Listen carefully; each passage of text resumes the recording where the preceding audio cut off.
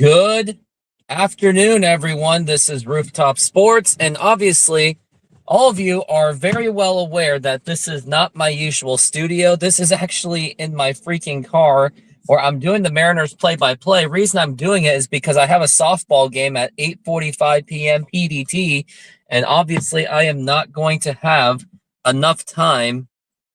I wouldn't have had enough time to go from the game all the way down to the field because it is going from Renton to Tacoma. So that would have been a pretty tough drive for me. So bear with me as I am in my car, not in my usual studio, but I am still here to do a play-by-play and to help me further because given these environment limitations, hit that like button, subscribe, hit that notification bell, and let's really get to it because yesterday had a lot of engagement, especially with all the Mariners fans, especially when they were all upset that the Mariners lost the Angels. But yeah, that was a really tough one to swallow. So the Mariners are going to be going up against the Texas Rangers. It's going to be a really tough one. And yeah, use that promo code Rooftop Sports if you're in Texas right now, if you want to go to a Mariners game, which I do see some of you there, and some of you could have saved $20 by using that promo code Rooftop Sports, and I'll even make a commercial to remind you all. SeatGeek is a mobile ticketing app for sporting events, concerts, and other events. They make the buying experience easier by the app ranking each ticket from 0 to 10 to see if you are getting a good deal, and you can see exactly where you are sitting. I regularly use that app, and I have had nothing but a fantastic experience with SeatGeek. Use my promo code RooftopSports to get $20 off of your first purchase. Link to the code, app, and website will be in the description, so take advantage, and thank you. And yep, use that promo code. And someone has commented, Seahawks Talk says, go M's. I believe that is Joe Stevens. I believe that is you. And yeah, as you can tell that this is not my conventional place. Like I really should be in my room, but I mean, I don't exactly have a jet to go from one place to the other, so it is what it is. Tonight's pitcher is going to be Logan Gilbert going up against Jacob deGrom. That's going to be a tough one. I'm telling you, it's going to be a really tough game between them all. And Mariners, if you really think about it, I know that people want to panic about them, especially myself, but if you really put it into perspective, Mariners only lost by 1 run on each of those against the Angels. But however, the Angels are teams that they should not be losing to, especially when the Angels have some of the worst pitching staff in all of baseball. I mean, Joe Adell is not even that good of a defensive player. He literally cost the team runs, and yet somehow he made some of the 3 most insane catches, arguably in his entire career. I mean, think about that. But yeah, hopefully Mariners will come away with a victory. We can only see this season, though. Logan Gilbert's going to have to step up big time because he is not off to a good start this season. I think he's given up 12 hits and 10 innings of work. He is going to have to do a lot better than that, especially against an offense-heavy Texas Rangers team. Major League career, former Seton haters. I guess both of them were. Logan Gilbert, 47-37 career record. Oh, I think this was probably in their high school days, but it's going to be Jacob deGrom, 2-time NL Cy Young Award winner, dating back to the New York Mets days. Yeah, believe it or not, it was when he was with the New York Mets. Man, maybe I should adjust my camera just a little bit. Nope, I think that one was best of the way it was. Okay, there we go. It's a good camera angle. Mariners baseball is coming up next. And I don't even have an angle to even share what the starting lineup is for the Seattle Mariners. If anyone can type it down for me in the comments, that would be great. But batters are going to be, I believe, Brendan Donovan, Cal Raleigh, and Julio Rodriguez. And unless I tell you, I think the whole Cal Raleigh at the two spot is not really working, so they should consider putting him as a 3 or maybe as a cleanup or maybe even go as far as a 5-hitter. I just don't think that the 2 thing, I never really liked the 2 idea. I never really liked these lineups that Dan Wilson makes. And I also especially don't like the bullpen decisions that Dan Wilson makes. Like, it literally mirrors to what Scott Service practices his bullpen Like, he will, like, for example, he's going to pull someone. Man, they show that Derek Jeter play all the time. Is anyone going to pay attention to the fact that Derek Jeter literally cost the Yankees 162 runs by himself? Like, he was arguably, if not the worst defensive Hall of Fame shortstop in Major League Baseball history. Like, literally. And the Yankees had a better shortstop in Alex Rodriguez, but no. Let's move him to third base, shall we? Yeah, it sounds about right. It sounds about right about Derek Jeter.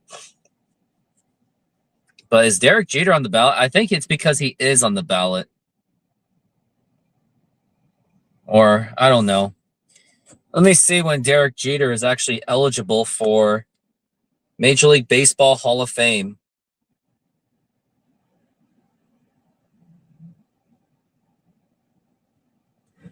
Let's look at the ballot.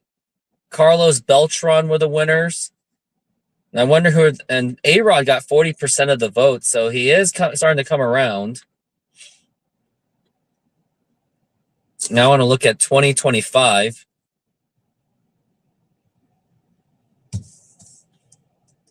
No, 2027. Who's going to be on the ballot for 2027? I believe it's going to be Derek Jeter. For 2027, they've got... I don't think Derek Jeter is even eligible yet.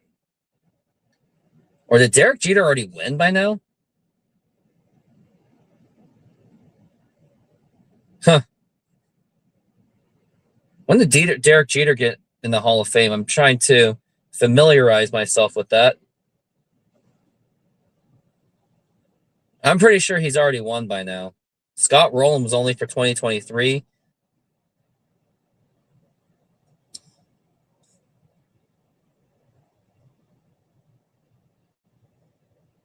Yeah, in 2020, he was elected to the Hall of Fame with a near unanimous vote. Man, he shouldn't have been a unanimous. Not a chance. Not when he had garbage defense, but hey, his bat really did make up for it, didn't it? Starting lineups: Brendan Donovan, Cal Raleigh, Julio Rodriguez, Josh Naylor, Randy Rosarena, Luke Raley, Dom Canzone, Cole Young, and Leo Rivas will be the ones to play. So that's going to be your batters. I have 4 people on here. Hit that like button, subscribe, hit notification, and also donate to this channel through the YouTube Super Chat or the Venmo, which is on the ticker or in the description of this video. It's also available there to help further support the channel, or join my Patreon page, join the membership. Now they're showing Jacob deGrom's pitching arsenal: a 4-seam fastball, slider, changeup, sinker, and a curveball. Andrew Lee says 2026 Mariners should look at past footage of great MLB players and measure up how you can get from checking out batting stance or certain pitches. Look how Ichiro hits. I know, great hitting approach by that Ichiro has. As we're getting close to that opening pitch, as Jacob deGrom, he is getting ready. Can't believe I'm going to be sitting on my butt in this car for the next 3 hours, hopefully a little bit shorter than that. So I don't want this game going into extra innings. But we got Brendan Donovan up to the plate, and this first pitch is brought to you by SeatGeek. And here is the very first pitch by Jacob deGrom, and that's going to be in there for a strike, and we are underway here at Globe Life Stadium in Arlington, Texas, or if you want to say Dallas, Texas, Fort Worth, Texas, or whatever you want to call it. And now the 0-1, and really bad camera angle, and I think that's going to be missing it for a ball. Who is this cameraman? You had one job, man. We're at 1-1, and now the 1-1 pitch, swing and a miss, and that is going to be strike 2. So far, Brendan Donovan is behind on the count. He has been having a good start to the season, but the problem is he was fighting an injury, unfortunately. Now the pitch, and now it's going to be a foul ball. So far, a pretty decent at bat for Brendan Donovan. He's trying to fight it off against Jacob deGrom, one of the toughest pitchers in Major League Baseball. And now we are looking at the 1-2. And now here is the pitch. And that's going to be a swing and a miss, strike 3. And that's going to be 1 out. I guess as much as an expert of Brendan Donovan is on avoiding strikeouts, he's now basically I guess the Mariners preaches on strikeouts and just really erratic bad swings. I guess that's how Mariners baseball unfortunately works. Now here is Cal Raleigh up to the plate. Now the pitch, and that's going to be in there for a strike. Cal Raleigh has hit some home runs here in Texas. It has happened before, and we're definitely going to need that from him today. As now we're at 0-1. Now the pitch, and a swing and a miss. A very lazy swing by Cal Raleigh. It was completely outside the strike zone. Like, what are you doing, Cal Raleigh? Like, you gotta watch out. You gotta pay attention to those. Those are just not. I mean, even if you got contact on that, it's not gonna even go anywhere, and it looked like it wasn't even breaking at all. Like, what are you doing, Cal? And now we got the 0-2, and now the pitch, and that's gonna be low for a ball, and that is gonna be 1-2.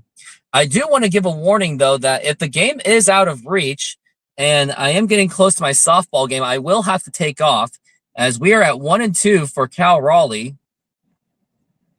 And now here is the pitch, and that's going to be popped up and foul. So at least Cal Raleigh is staying alive. But the unfortunate thing is against Jacob deGrom, Cal Raleigh is 0-for-8 in his career against Jacob deGrom. I believe that was all of it against the Texas Rangers. Cal Raleigh in Globe Life, though, does hit very well. Batted .326 with 6 home runs and 11 RBIs. And now the 1-2 pitch, low for a ball. That is going to be 2-2 for the big dumper, Cal Raleigh. Cal Raleigh's batting .132 on the season. He is not off to a good start, as now we're at 2-2. And now the pitch. And now here's going to be a fly ball deep, and that is hooking foul. It looked really promising. I hope that doesn't knock away his confidence, as now we're at 2-2. Cal Raleigh yesterday had an opportunity to bring runners home. I believe the bases were loaded, and he struck out to a guy that was having some kind of injury concerns when he was pitching. Like, that was really disturbing. And now the 2-2, and that's going to be a foul ball, and he is still fighting it off. I do like this at bat by Cal Raleigh so far, but it is just a bunch of foul balls. Josh Naylor is in the hole. And now we're at 2-2. And now here's the 2-2 pitch. And that's going to be low for a ball. 3-2 for Cal. And that is 3 balls and 2 strikes. Andrew Lee says, let's go, Cal. Indeed, let's go, Cal. As now we're at 3-2. And now the pitch. And that's going to be a ground ball foul again. And now Jacob deGrom is going into 13 pitches in his first 2 batters. He did strike out Donovan rather quickly, but this has been a long at bat against Cal Raleigh between the two guys. As now we're at full count 3-2. And now here is the 3-2 pitch. And that's going to be popped up and fouled again. Cal Raleigh continued to fighting this off. Right now, I have 3 people in the chat. I believe it's Daniel Barry Sports Highlights, Andrew Lee, and Seahawk Talk. I think he is Joe Stevens. Go follow his channel when you get the opportunity. As now we're at 3-2. And now here is the pitch to Cal Raleigh. And that's going to be fouled again. And it's going to be still full count 3-2.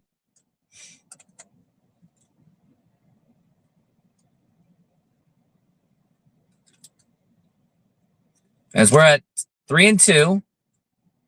And now the pitch. And now here's going to be a fly ball to deep right field, and that is gone. The first home run of the season for Cal Raleigh, and the Mariners get on the board after a very long at-bat with foul ball after foul ball. Cal Raleigh puts the Mariners on the board as the Mariners now take a 1-0 lead off of Jacob deGrom when he was 0-for-8, and he was able to get the home run already. And what a start for the Seattle Mariners. And once again, it's the Mariners 1 and the Rangers nothing. I wonder if I said the Mariners 1 and the Mariners 0. I hope I didn't say that. But what a blast by Cal Raleigh. The dumper really needed that. And now here's Julio Rodriguez, and that's going to be a ball. Nice hit by Cal. And now here is the pitch to Julio. And that's going to be in there for a strike. And I wonder if I would have just challenged that one just for the heck of it. But it's right now the top of the first, so it's really rare to do a challenge anyway. Like, why waste it? As we're at 1-1, the pitch, and that's going to be a swing and a miss, or it may have been a foul ball. That's going to be strike 2. I can't really tell. As now we're at 1-2 for Julio Rodriguez. Cal Raleigh's home run was just absolutely blasted. As now we're at 1-2, and now here is the pitch. And a swing and a miss, or that's a swing and a miss, strike 3, and that's going to be 2 outs already. So after 2 decent long at-bats, Julio Rodriguez got put away real quickly. And they're showing that Cal Raleigh home run. It was absolutely just clobbered out of there. And you just love to see it. No pun intended.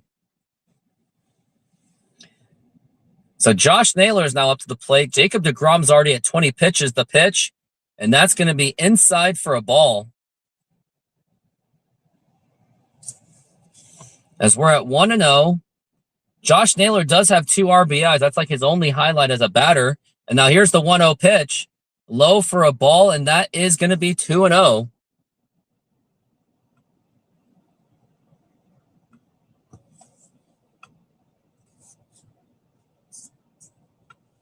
All right, now we got 2-0. And now here is the pitch. And now here's going to be a ground ball right to the first baseman. He's going to go to the first base, and that's going to be in time. But Cal Raleigh does put the Mariners on the board for his first home run of the season. And Mariners are up 1-0.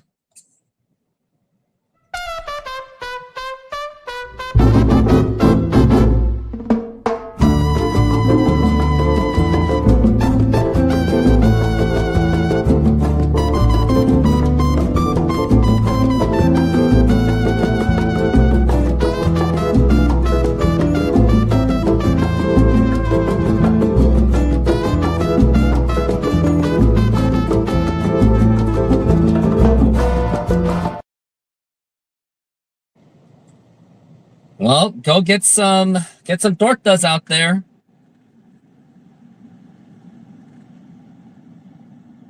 As commercial break is ongoing right now.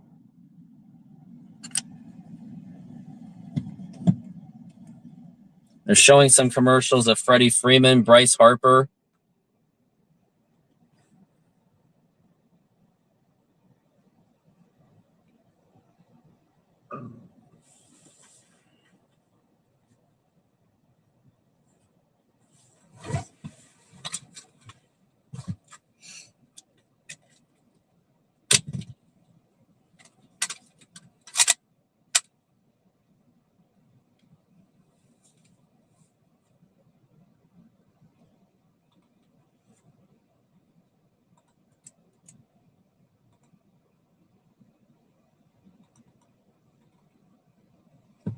And we are back from the break.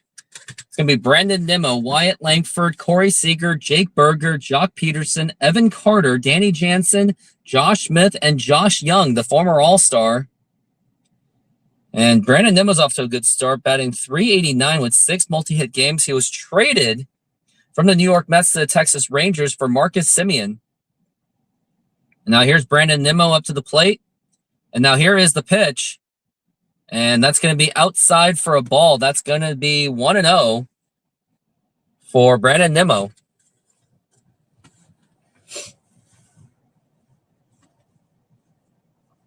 And now here is the 1-0 pitch. And that's going to be a swing and a miss. And that's going to be strike 1.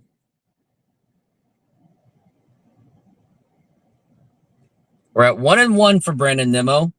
He has 1 home run and 4 RBIs along with his .389. Last year hit .262 with 25 home runs, 92 RBIs. The pitch, and that is inside for a ball. And I do remember Brandon Nimmo was one of the premier 2022-2023 free agents, 23 free agents, where John Morosi did make the leak that there was rumors that the Mariners were interested in Brandon Nimmo. Oh, never happened. The pitch. Now it's going to be popped up, and that should be playable. Who's got it? Someone should be talking. And Cole Young making it clear, and he makes a catch, and that's going to be 1 out. And all I can say is never put your trust on John Morosi for sources. If he's saying what he's saying, it is probably not even true because he was wrong about Shohei Ohtani. Oh, boy, this thing's not working very well. Sun's kind of moving in different directions. I want to make sure there's not too much sun glare in my camera. Now we got Wyatt Langford on the season. Last season hit 241 with 22 home runs. And now the pitch. That's going to be way inside for a ball. Doesn't look like it makes really that much of a difference anyway. Okay, maybe not too far. Now here is the 1-0 pitch. And that's going to be right in there for a strike. That's going to be 1-1. I will be missing tomorrow's game because I will be it's don't quit your day job, and I'm going to a Bible study. Priorities, right? Now it's 1-1, and now the pitch. And that's going to be a foul ball. Also, I did reach a little mini milestone today. This is now my 10th Mariners game of the season. 10 of 11 so far. I'm off to a pretty good start to get to my goal of 100. And of course, that 100 won't happen until the second half of the season if I get there. And now it is 1-2. Now here's going to be a liner to left field, and that is going to be a fair ball going into the corner. He is going to go to second base. Randy Arozarena putting absolutely no hustle in it as usual. And now we got Wyatt Langford at second base. And I'm telling you, Randy, you got to run for it, because next thing you know, if they know that you're not hustling, next thing you know, you might end up surrendering a triple. So the guy has absolutely no hustle. He has no heart. He's just all about himself. And look at him just casually jog there and just barely throw it. And now here's Corey Seager up to the plate. He's had a really long storied career, splitting time with the Dodgers and the Rangers. And now the pitch. And that is a strike. He is also the brother of Kyle Seager, the former Mariner, which, by the way, the Mariners really did throw him away like trash. And now we're at 0-1.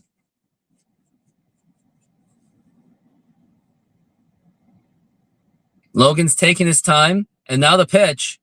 That's going to be outside for a ball. That's going to be ball one. That is a 1-1 count. Still at 1-1. Now the pitch, and that's going to be a foul ball. That looked like a really good pitch to swing for Corey Seager. That could have gone either way, so he was lucky that it was just a foul ball. As now we're at 1-2. On Corey Seager. And now the pitch. And that's going to be popped up and fouled. It was good of Logan Gilbert to get to strike two, but we got to get him out. Looks like Brandon Donovan was trying to make the play, but it was looked like it was well out of play anyway. As now we're at 1-2 for Logan.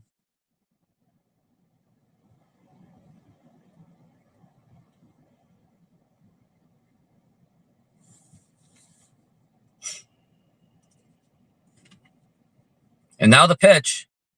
And that's going to be fouled again.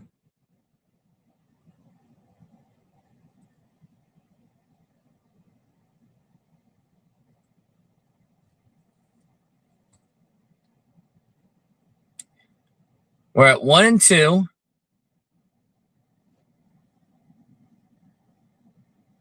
And now the pitch. Now here's going to be a ground ball, and that's going to be a base hit. That's probably going to bring in a run. It's going to. And Luke Raley just throws it into second base. Didn't even make the attempt to throw it home because he knows he doesn't really have a throwing arm. And now Corey Seager has just tied this game. It is now 1-1. Not good. I can tell you that.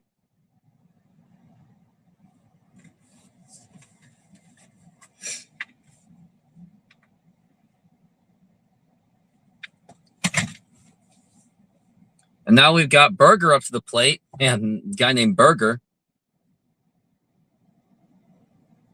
And now the pitch. Now here's going to be a ground ball, could be double play ball. Go to second, and the throw to first, and that's going to be in time for the double play. Still damage done by the Texas Rangers, giving up a run on an RBI single by Corey Seager. And now we go into the top of the second inning. Senor, tell me how you make a thin crust Sahara pizza. With your hands. Cornmeal.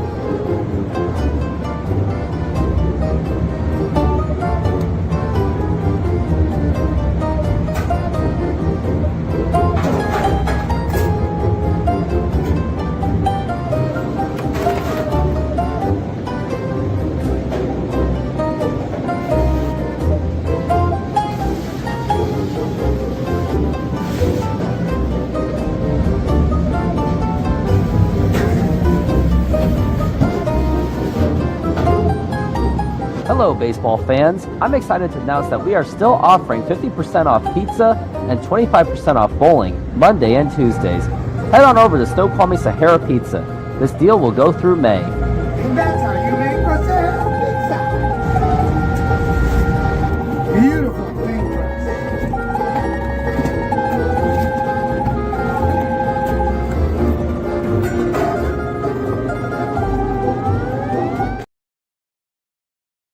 All right.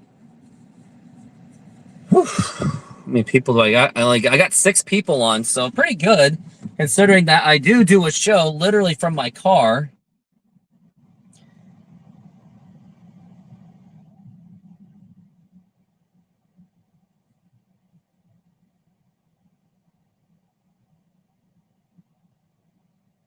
Of course, they're showing that George Springer home run. Of course, they're doing that. They're doing it to just smite us Mariners fans, aren't they? And we are back from the break. Last 2 seasons against the Rangers, they were 10-3 and also 10-3. And now the pitch to Rosarena, and that's going to be outside for a ball. There are quite a people coming into the parking, so there might be people distracting me. I'll keep them away from the camera as best as I possibly can. Can't really do so. And that is going to be a strike to Randy Rosarena. I'm going to keep people out of the camera because I want to protect people. It's a really weird camera angle. As now we're at 1-1. And now the pitch. And that's going to be 2-1, the count. On the El Grando. Not so grand he has been. Especially his defense has been very disappointing. Against the Angels, he played very well. 4 for 10, 400. Now the pitch. Now here's going to be a fly ball to deep left field. Is that going to be enough? Nope, that's going to be caught. Bad camera job by the cameraman, which really misled me to thinking that was going to be a home run. But it was a good swing by Randy Rosarena. But unfortunately, it just wasn't enough to get out. And, oh, yeah, what are we going to do? So you can't really blame T-Mobile for that because Mariners still have issues trying to hit the ball out of the stadium anyway. Now, camera showing that Kevin Seitzer. Now we got Luke Raley up to the plate, and he's finally at his rightful spot. And that's going to be outside for a ball. Now it's going to be 1-0 for Luke Raley. Now we're at 1-0. Now here is the pitch. And that's going to be inside for a ball. It's going to be 2-0.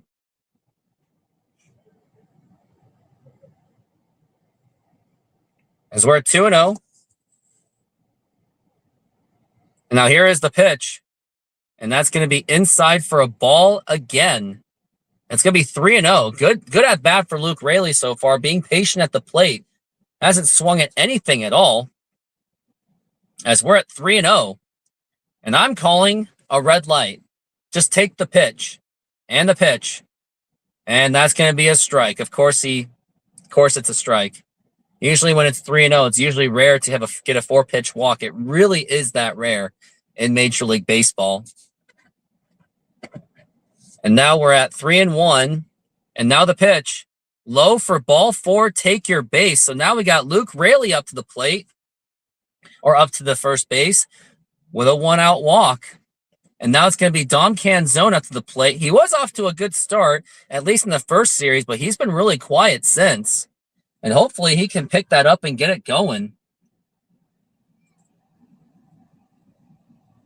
Let's just hope. Now here's Dom Canzone up to the plate. Now the pitch. And that's going to be a ball.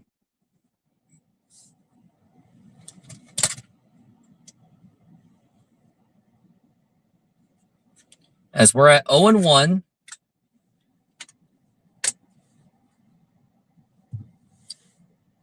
And now it's the 0-1 pitch. And that's going to be outside for a ball, just missing it.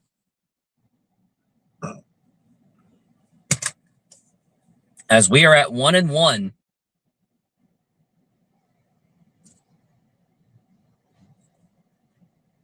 Now here's the pitch. Low for a ball. That's going to be 2-1 for Dom Canzone.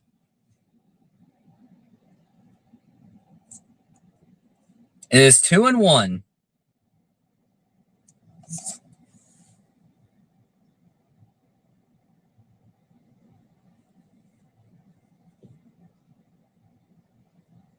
Now it's a 2-1 pitch, and that is going to be a strike. That is now 2-2.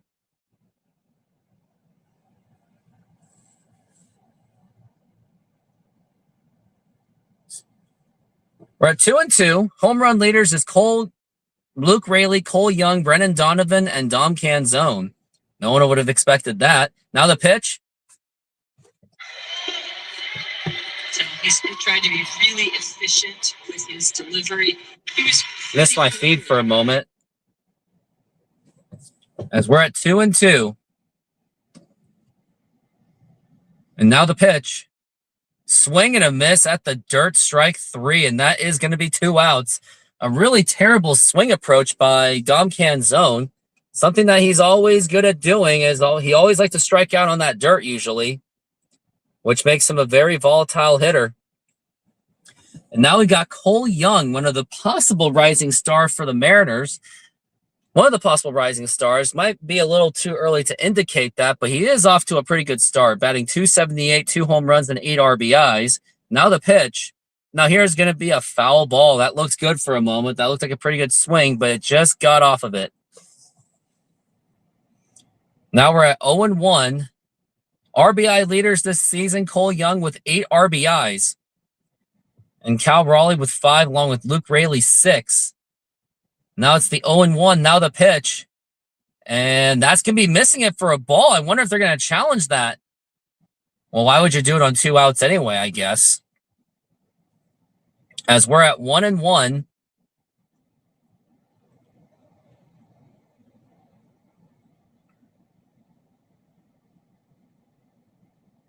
Now the throw back to first.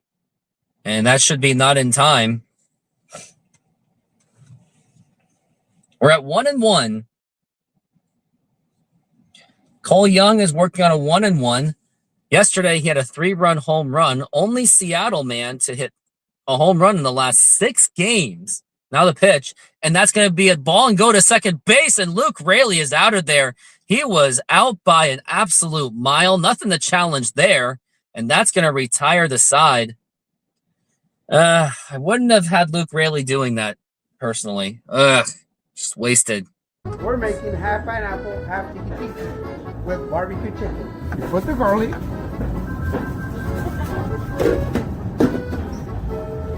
Put the pineapple on the whole pizza. Remember, they want half pineapple, and the one is going to be tiki.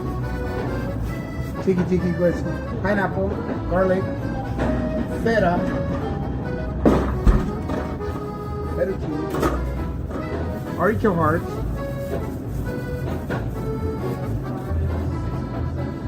and the chicken. And we're gonna spread some barbecue on top.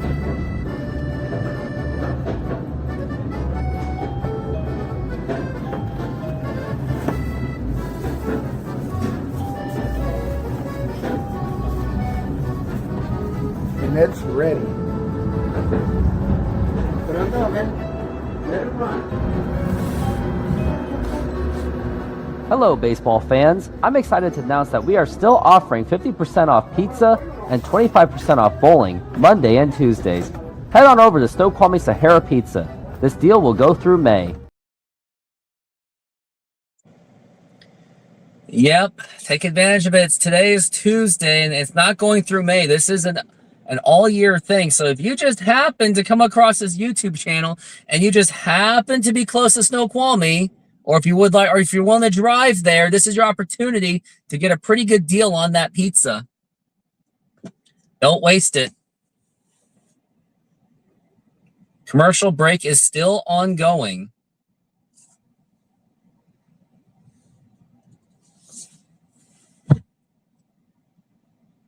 And we are back from the break.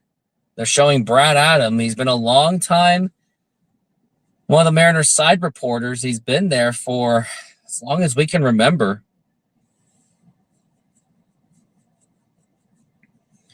We got Jock Peterson going to be up. He's batting .059. He's absolutely struggling. And now here's the pitch.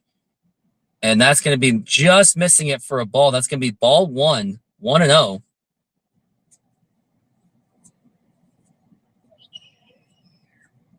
As now we're at 1-0. And now here is the pitch. And that's going to be outside for a ball. That is 2-0. Jock Peterson only has 1 home run and 2 RBIs with an 0.59. That could change. You never know, knowing Logan Gilbert's volatile pitching. Now the pitch, and that's going to be a foul ball, not in volatility, but he does give up that old early home run once in a while. It has happened. It's happened to every starter on the Mariners. As now we're at 2-1. And now the 2-1 pitch. And that's going to be a strike, and that is strike 2.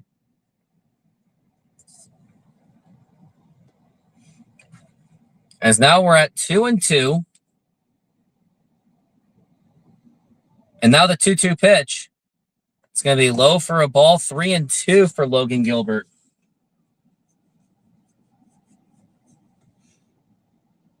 As now we're at 3-2. And now the 3-2 pitch.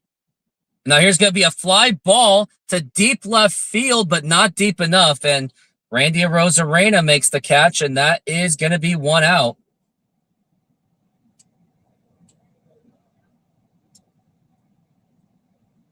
As we are now at 1-1, 1-1 so far. Logan at 21 pitches. He's been pretty efficient so far, with the exception of giving up that 1 run. Now it's Evan Carter up to the plate. He was one of the rising stars from the 2023 playoffs, the pitch. And that is going to be a ball. He was expected to do big in 2025, or 24 that was, but he hasn't really amounted to much since.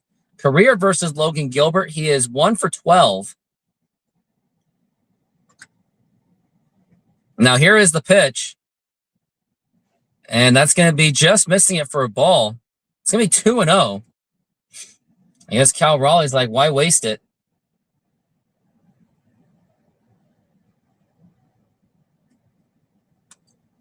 Logan Gilbert against the Rangers, 5-2. And now the pitch.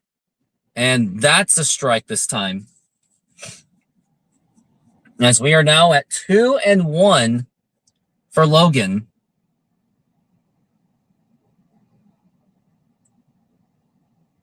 Now here is the 2-1 pitch. And a swing and a miss, and that is strike 2. As now we're at 2-2.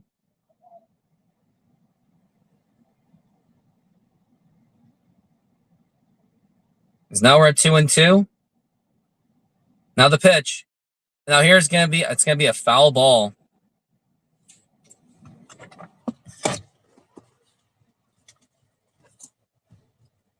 I'm going to have to do it from here. There's just too many people in the parking lot. I don't want them in the camera. As we're at 2-2. And now here is the 2-2 pitch. And that's going to be a foul ball.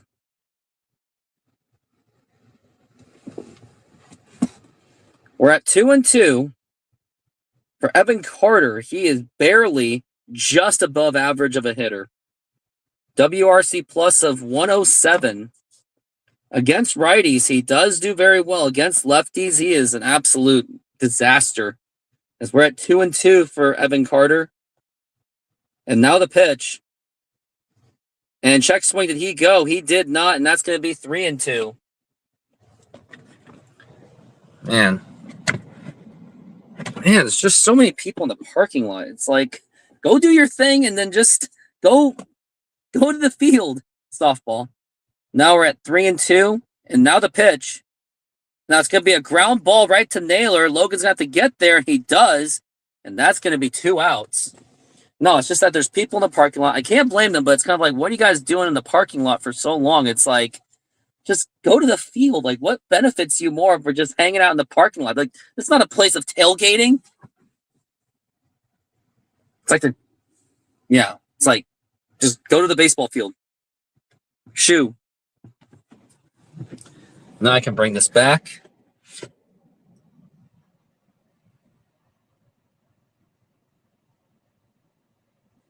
And now we've got Jansen up to the plate.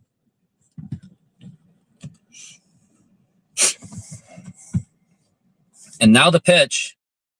And that's going to be right in there for a strike. That couldn't be any more clear for it to be a strike.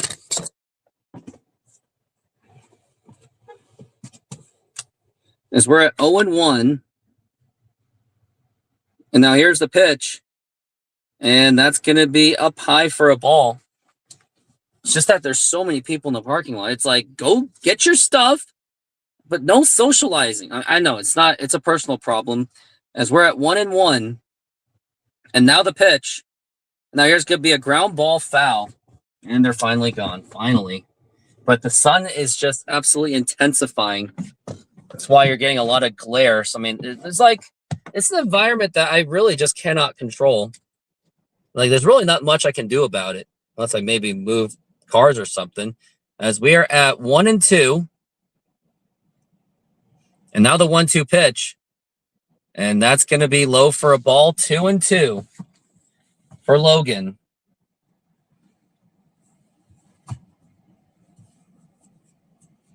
As we're at 2-2.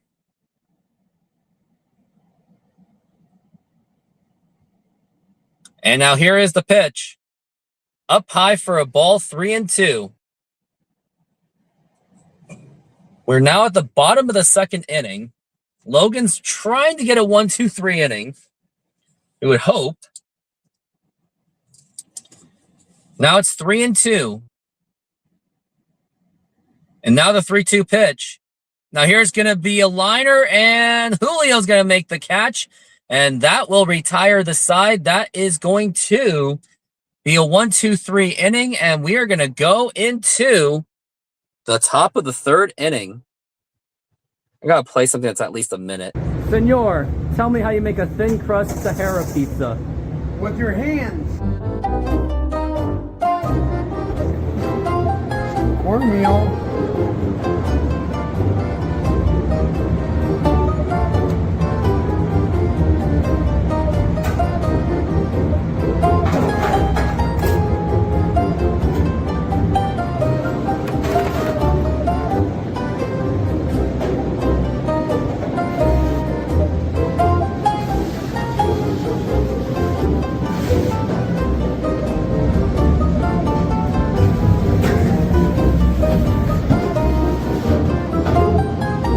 Hello, baseball fans. I'm excited to announce that we are still offering 50% off pizza and 25% off bowling Monday and Tuesdays. Head on over to Snoqualmie Sahara Pizza. This deal will go through May. And that's how you make a Sahara pizza. Beautiful thing.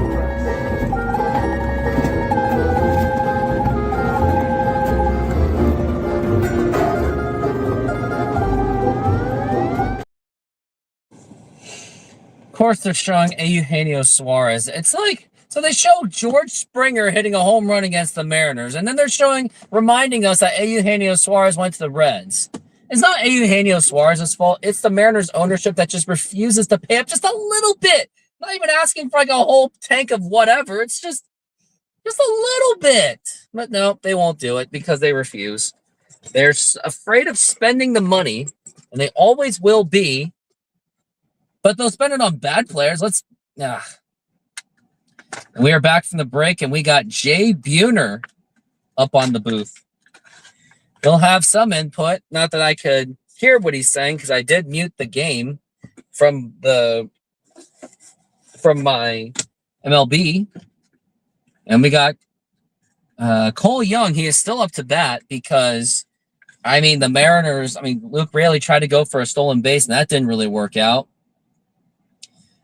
And now here is the 1-0 pitch, and that's going to be a strike.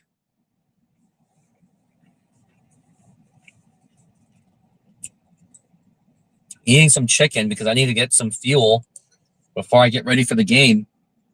As we are at 1-1 for Jacob deGrom, and now the pitch, and that's going to be a foul ball. That is going to be 1-2 for Cole Young.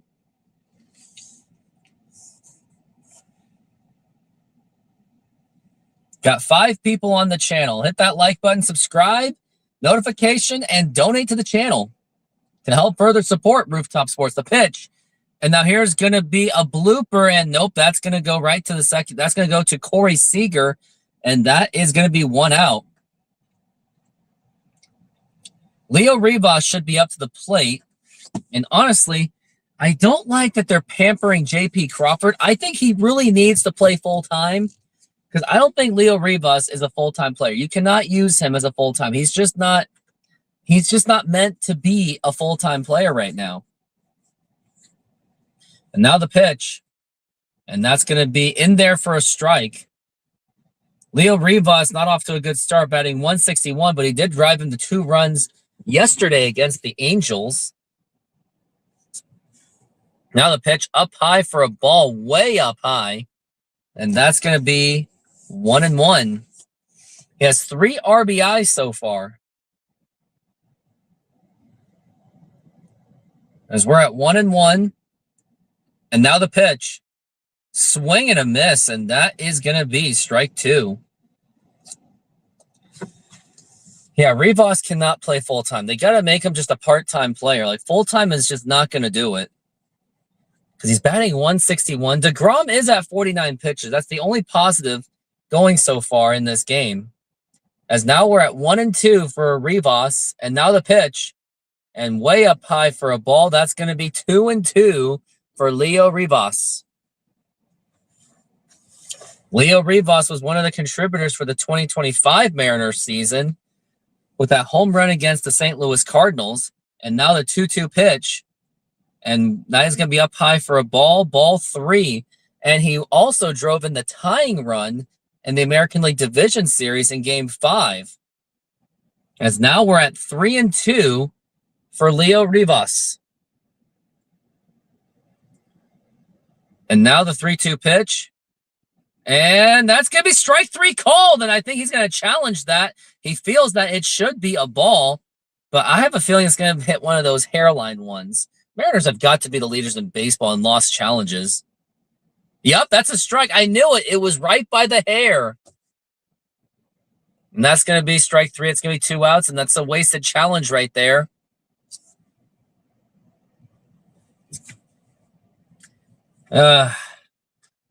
Yeah, but the strike zone said it anyway. But why would you burn it?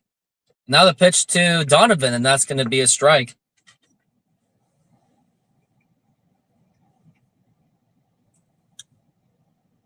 Now it's going to be 0-1. Now the pitch. Low for a ball. That's going to be 1-1.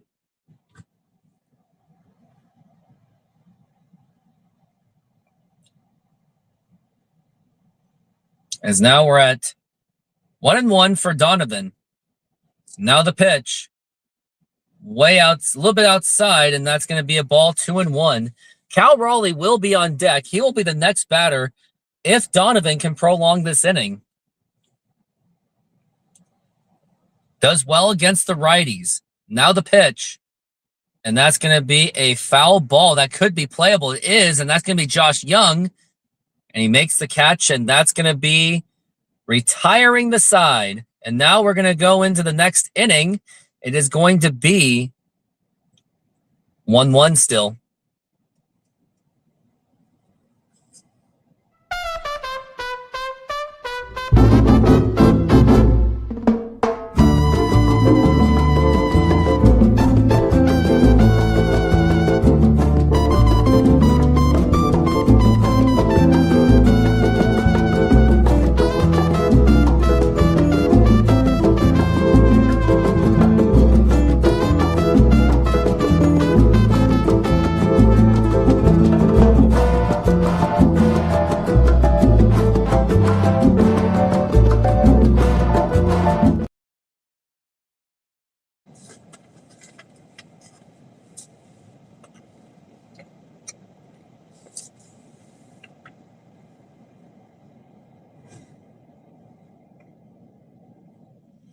Excuse me while I enjoy some chicken. This one's a good one.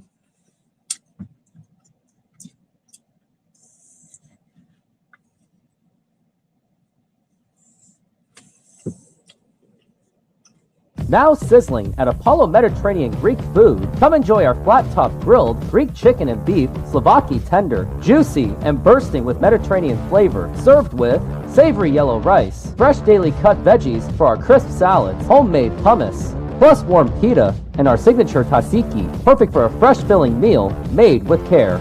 Cold beer available. Order now at apollogreekfood.com. Come visit us for a delicious meal and a cold beer. We'd love to serve you.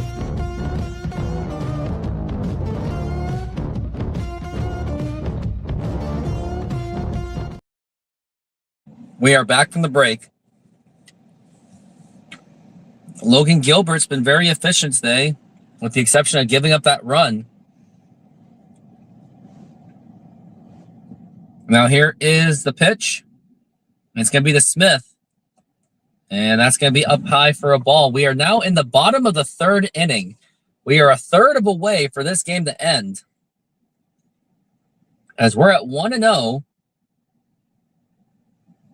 And now here is the pitch. And that's going to be way inside for a ball. That is going to be ball 2. Josh Smith this season not off to a good start. 115. Career versus Logan Gilbert. He is 4 for 20, batting 200. Now the 2-0. It's going to be way inside for a ball, 3-0. Logan Gilbert kind of losing a little bit of control on that at this moment, as we're at 3-0 for Lomo. Now the 3-0 pitch, and that's going to be a strike. That is going to be 3-1. Donovan is at third base, as we're at 3-1.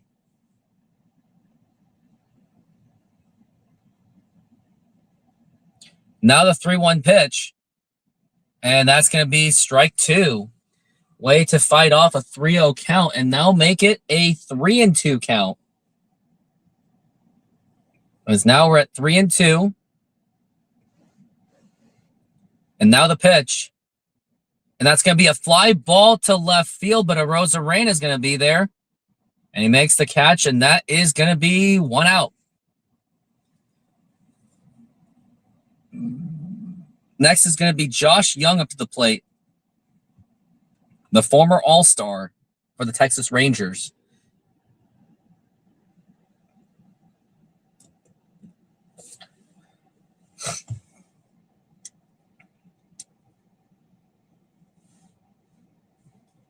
And now the pitch.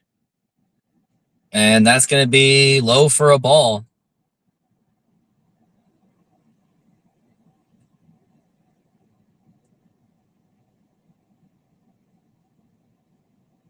Now here is the 1-0 pitch. That's going to be a foul ball. That's going to be strike 1.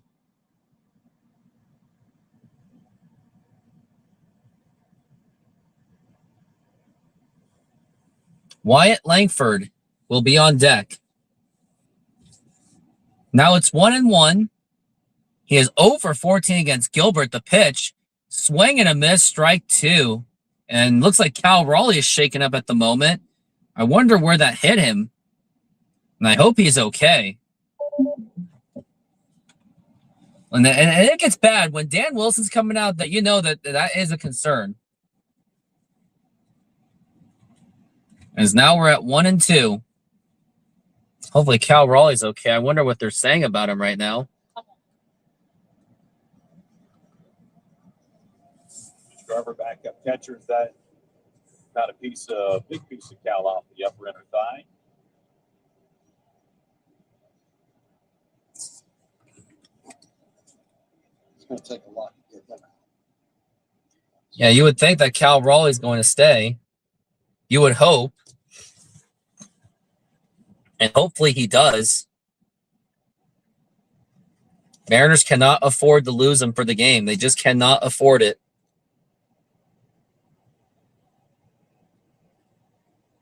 Looks like Cal Raleigh got hit in the where you do not want to get hit. But it looks like he's okay. It was a little bit of a you-know-what buster. But he seems to be okay. So he should be good to go. He's a fighter.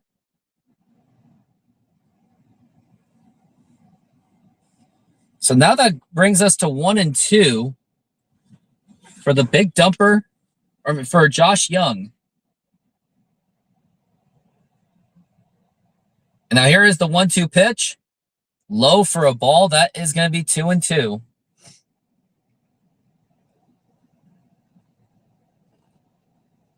Cameras panning to Dan Wilson and Pete Woodworth. We're at 2-2.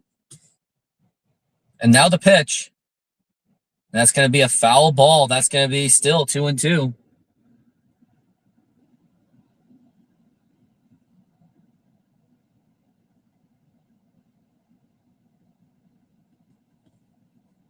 We're at 2-2.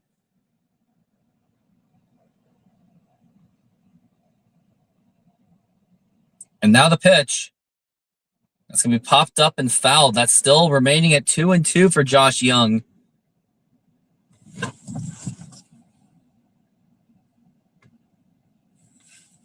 Still 2-2.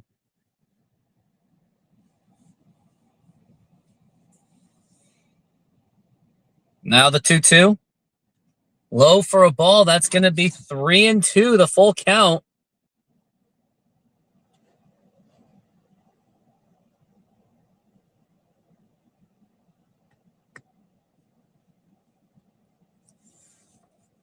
Still at 3-2. This has been a very long at bat.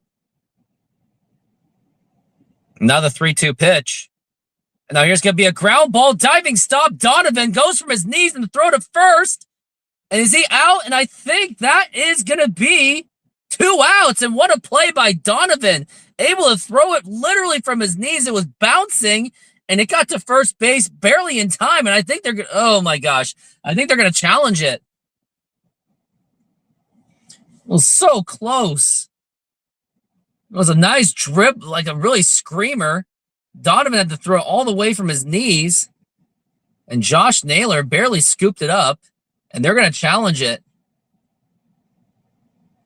It was a very nice stop. Donovan just chucked it to first base, barely, with the arm that he really doesn't have. He can't really see it. I think Josh Young is unfortunately safe, though.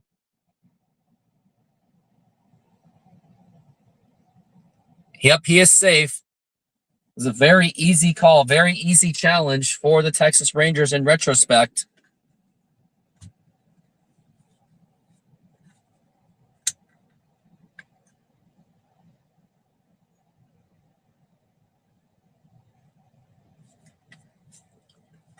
Now we got Brandon Nimmo. So it wasn't Wyatt Langford on deck. It's Brandon Nimmo, who's on an 0-1 count, or he is 0 for 1. He's batting .378. It's off to a very good start. And now the pitch. Now here's going to be a ground ball right to Naylor, and the throw to second, and it gets away. It gets away, and now Josh Young's going to go to third base, and what an awful throw by Josh Naylor. He got the out at first base, but then he just had a wild throw for whatever reason. Now, here's that ground ball. Got the tag and the throw to second, and somehow that just got right through Leo Rivas.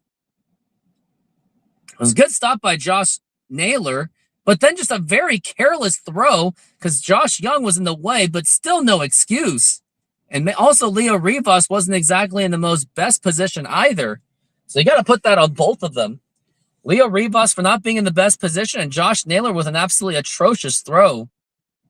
And that's why they're putting the camera right at Leo Rivas. He is just not a good defensive player. Now the pitch. Way up high for a ball. We got 2 outs, but it is very dangerous. Langford is 1 for 1. He did hit that double.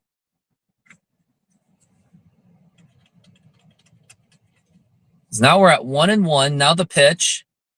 Low for a ball again. It's going to be 2-1.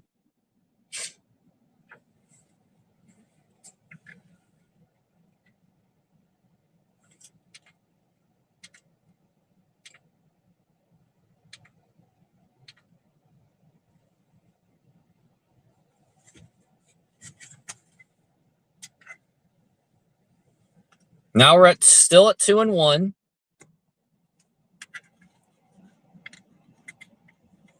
And now the 2-1 pitch. It's going to be low for a ball, 3-1.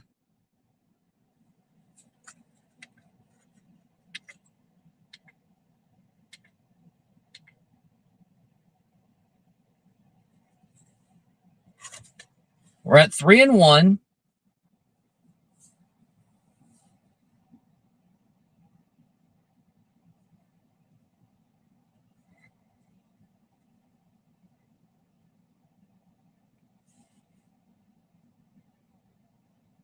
And now the pitch.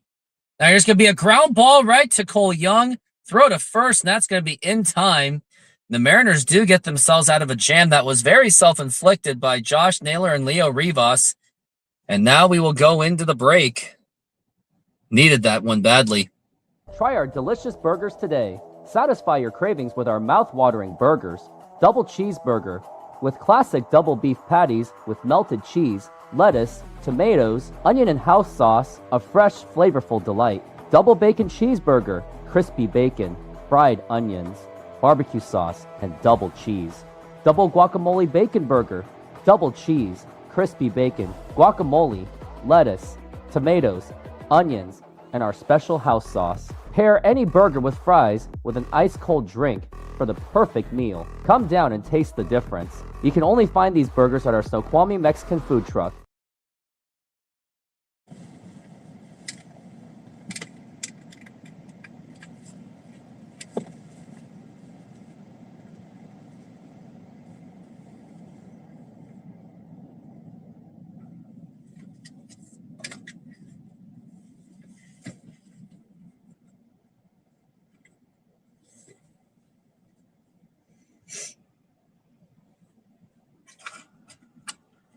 They're showing a clip from August 16th, 2003.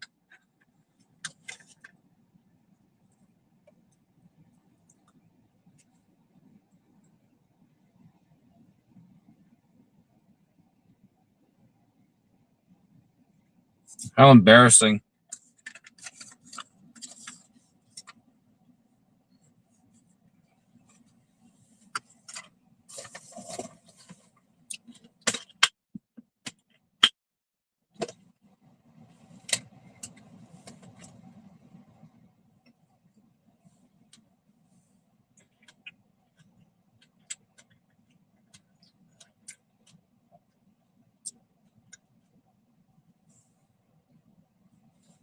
And we are back from the break.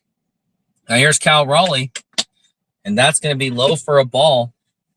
Cal Raleigh, last time around, he hit his first home run of the season in a 10-plus pitch home run since 1988. It's been done 3 times by Cal Raleigh, 2 times by Alex Rodriguez, and 2 by Kyle Seager. So Cal Raleigh is in some very good company, including Alex Rodriguez, who does deserve to be the Mariners Hall of Fame. He deserves a homecoming. And now we're at 1-1. And now the pitch.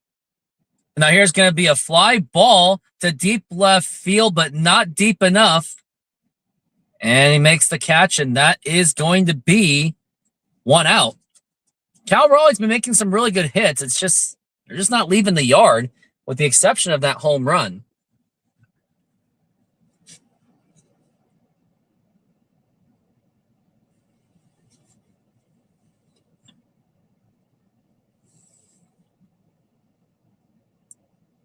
And now here is the pitch.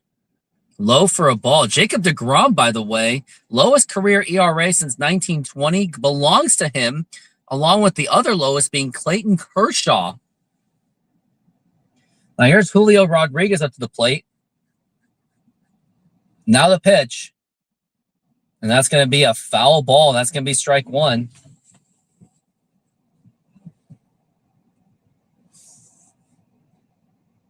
As now we're at 1-1.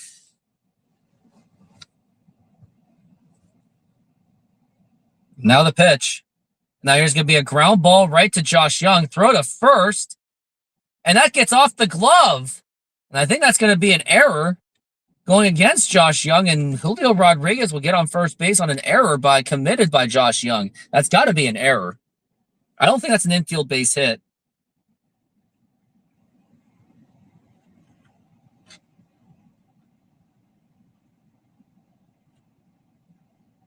Yeah, that's definitely an error right there.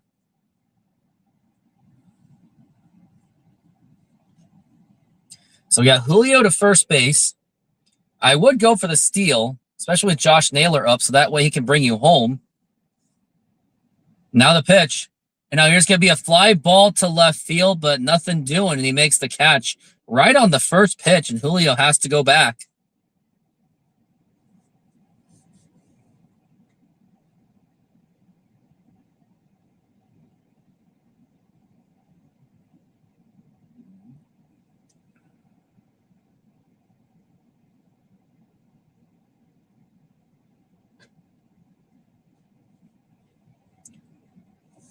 Now we got Randy Arozarena up to the plate.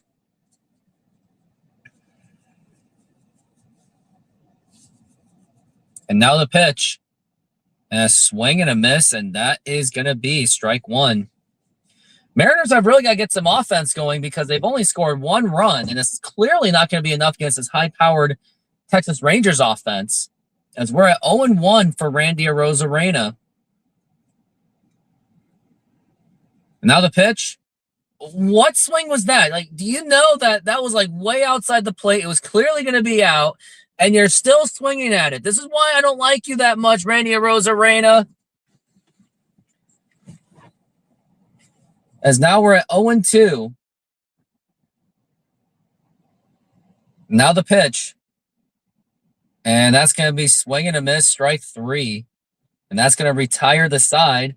Mariners get absolutely no runs, and we're going to be going to the bottom of the fourth inning on an easy 1-2-3 inning by the Rangers.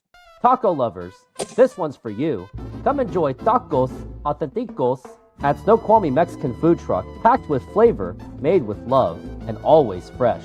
Try our carne asada, al pastor con piña, and more. Topped with cebolla, cilantro, y a squeeze of lime. Pair it with a cold drink and relax at our outdoor seating. Perfecto para disfrutar. Find us at the Snoqualmie Mexican food truck, open daily. Ven con hambre, sal fiez.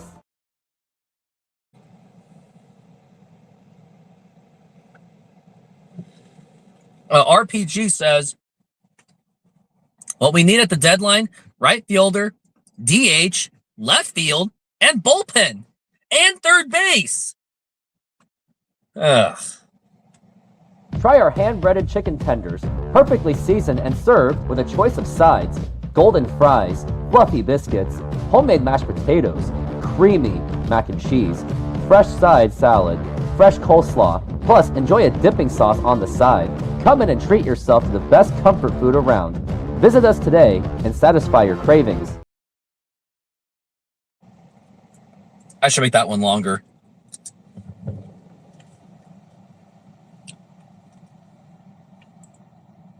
Since 2022, I have been building the Rooftop Sports YouTube channel, and I want to thank all of you for your support and engagement. Without all of you, there is no Rooftop Sports.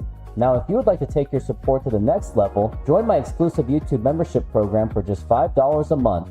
Get first access to new videos, ad-free content, and exclusive insights from my fantasy sports, as I do play many fantasy sports leagues. Plus, follow along with my softball seasons like never before. You also get access to my own emojis to use to comment on my videos and my live streaming shows. For just $5 per month, become a bigger part of my community and get ready for unparalleled sports experience.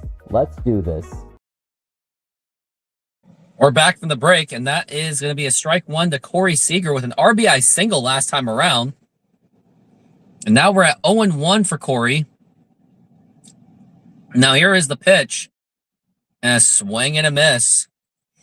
Once Colt comes up, we'll be fine. Plus, that's if Colt Emerson actually does pan out. That's the big question. Can he pan out?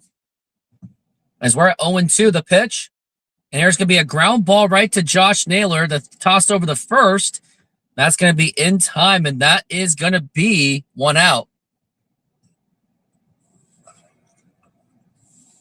And the question is, when does Cole Emerson get called up? Because you gave him the extension. So it's just a matter of, like, when does he even play?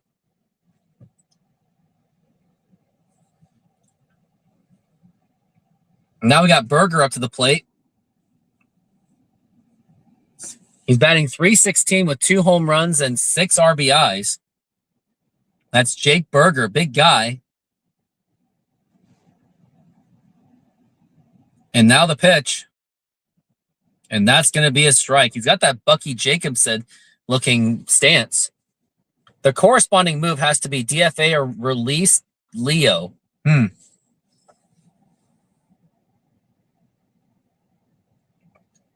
the 0-1. And a swing and a miss, strike 2. Struck out and cost us the challenge. How long is your lunch break? I'm actually not working. I will be here for this entire game. As now we're at 0-2.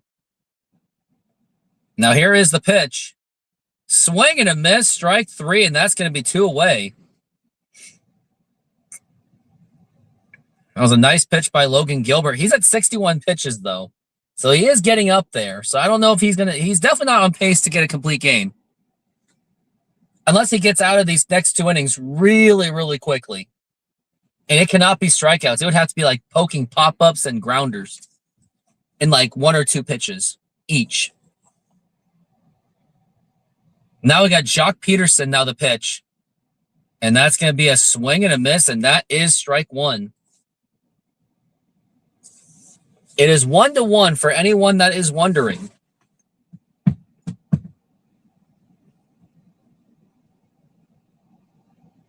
Got no runners so far. I believe Logan has only given up just 1 base hit. Correct me if I'm wrong. Now the pitch is going to go for a bunt. That should be popped up, and that is way foul. And that's going to be 0-2 for Jock Peterson. Now I really want to check like where we are at.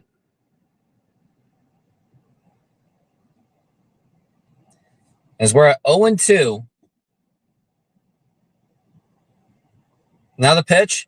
And there's going to be a fly ball to left field. And Randy Arozarena can't get to it. He gets it right by him. And now that's going to be runner going to second base. He's going to go to third base. And the throw to third. No, he stays at second base. And Randy Arozarena, why are you doing this?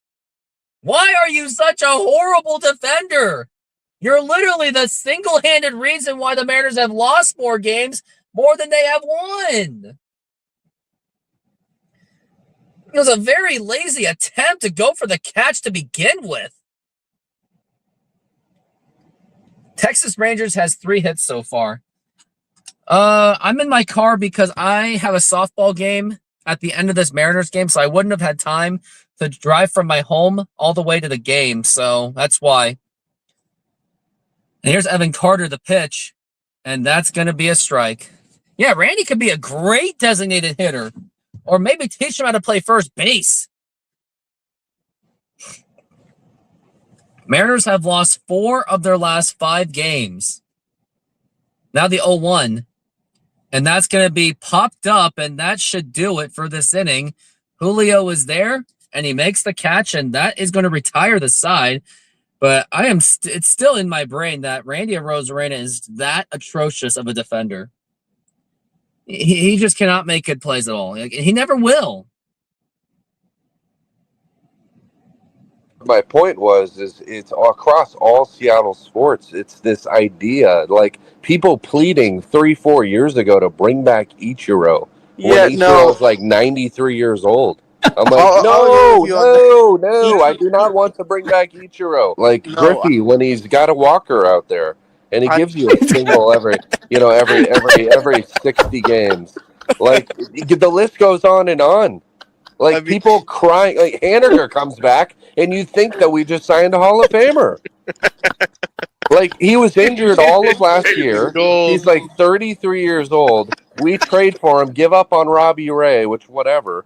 And all of a sudden, I swear, all of Twitter is like, World Series, baby! Let's go! Let's go! He was a negative WAR player for them last year, but because we love Hanny, baby, he's going to come and save the Mariners. That never gets old, doesn't it?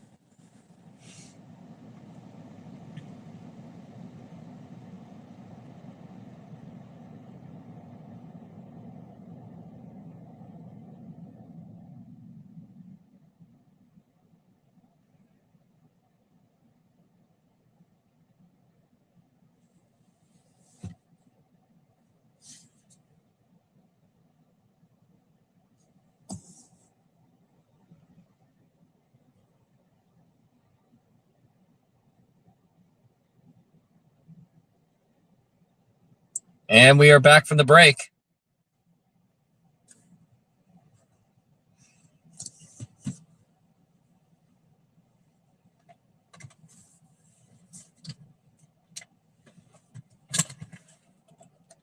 And the dumper fan is here, the big Mariner fan.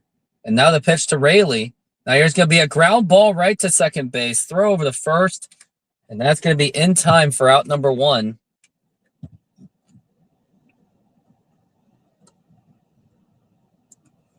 And that's going to be 1 away. Now we got Dom Canzone up to the plate.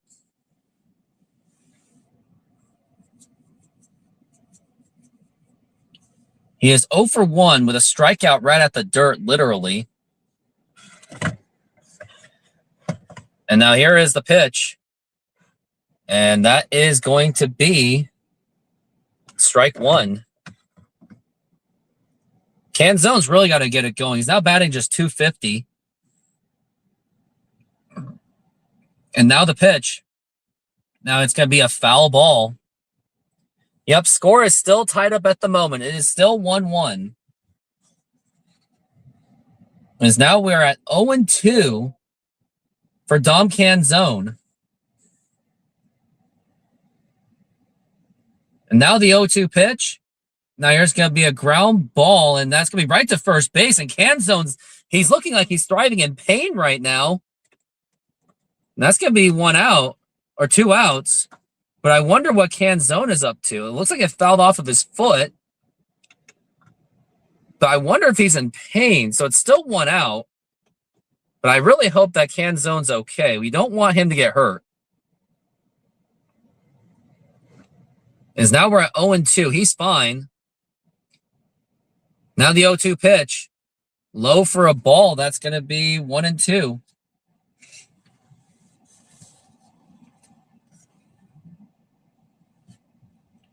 We're at 1-2 for the dumper, or for Canzone, and that's going to be a fly ball to left field. Is it going to? Nope, not even a chance to drop. Josh Young makes the catch, and that's going to be 2 away. Now this game is starting to breeze a little bit, and we're getting close to going to 2/3 of the game, getting close to it.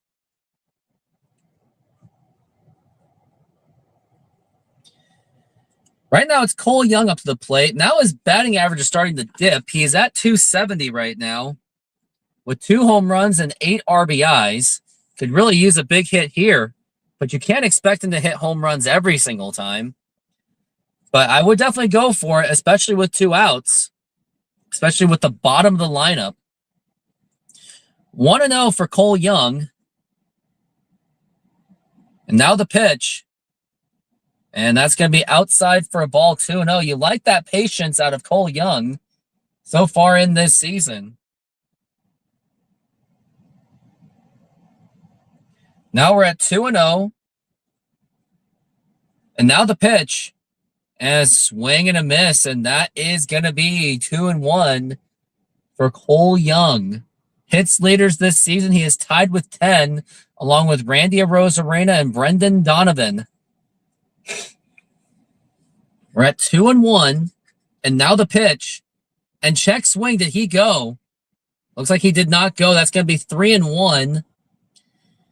Even if he walks, though, you're going to have Leo Rivas, so I would still try to get any kind of an extra base hit. At least that, if you can. The 3-1. And that's going to be swing and a miss, and that is going to be strike 2. We're at 3-2 for Young.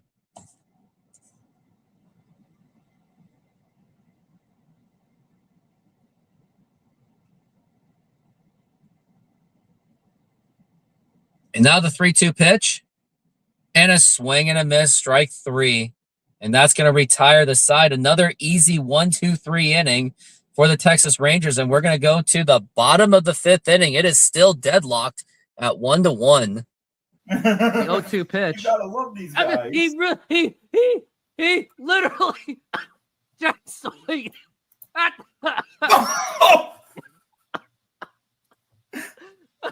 He literally just swinged at None the of those dirt. were in the strike zone. It wasn't even in the strike zone, and he just swinged it. Like, why? Like, literally, that wasn't Taylor Scott being good. That was just really you just bad. swinging at crap. He really was swinging that crap at that time. I now have 6 people on the show. Commercial break is still ongoing.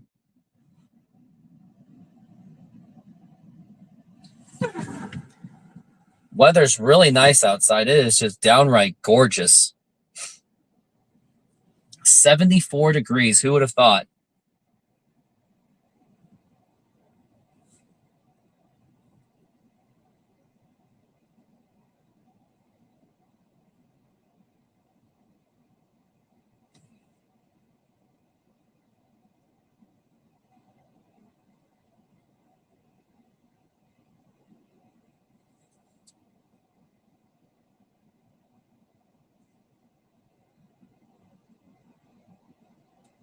Commercial break is still ongoing.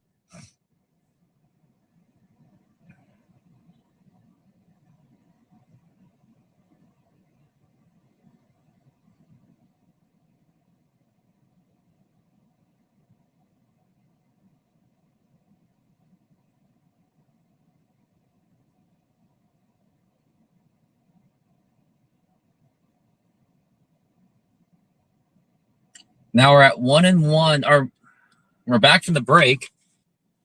Now here's Jansen up to the plate, and now the pitch. And that's going to be a strike. They're showing Julio Rodriguez's numbers out of random. He is 5 for 13, batting .385 with 1 home run. So he does usually hit well against DeGrom. Now here is the 0-1. And a swing and a miss, and that is strike 2. Logan Gilbert's getting close to being the super efficiency. It's the bottom of the 5th. He's at 68 pitches. I think he has at least 2 more innings in him. At least 1 for sure. If he keeps up with his pace. 0-2. Low for a ball. That's going to be 1-2. Danny Jansen is the hitter. He's batting .240 with 1 home run. As we're at 1-2. And now the pitch. And strike 3 called, and down he goes. And that is going to be 1 out. Logan Gilbert's pitching very, very well. Now we got Josh Smith up to the plate. Can Josh Smith and Logan Gilbert keep this up and keep the Rangers from scoring? Because Mariners really need that offense. And as soon as Mariners have offense, then they can't pitch anymore.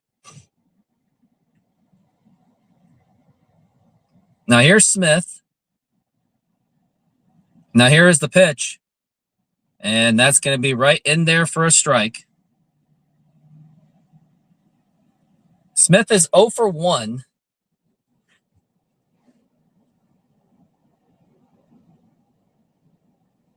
He flied out in the 3rd. Now the pitch. And that's going to be a strike. Strike 2.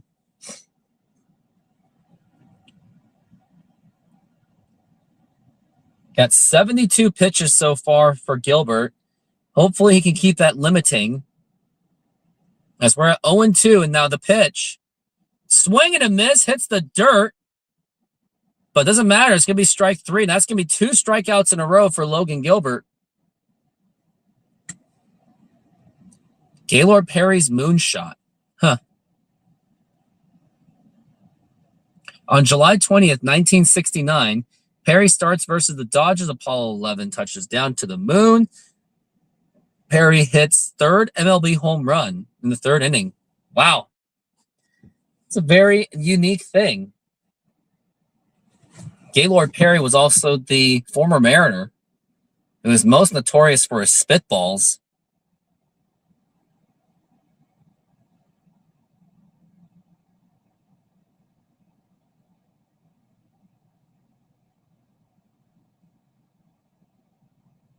Now we're at 0-1.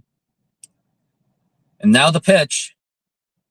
That's going to be ground ball right to Naylor, but fouled. So Josh Young up to the plate. He did get a base hit last at bat. And I believe that was because of Randy Arozarena. As we're at 0-2.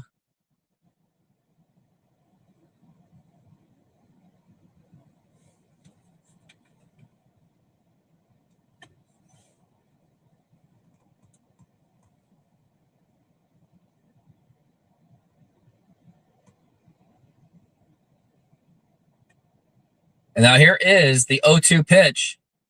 Now here's going to be a ground ball, and that's going to be Cole Young. Backhanded effort, and the throw to first, and that's going to be in time. What a play by Cole Young on an amazing backhand play to end the fifth inning. And what a defensive effort by Cole Young. He is really showing how much he can play defense. He has really came a long way. Amazing defensive play.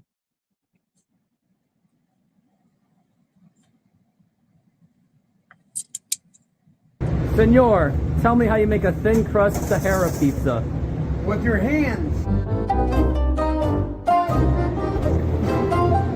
Cornmeal.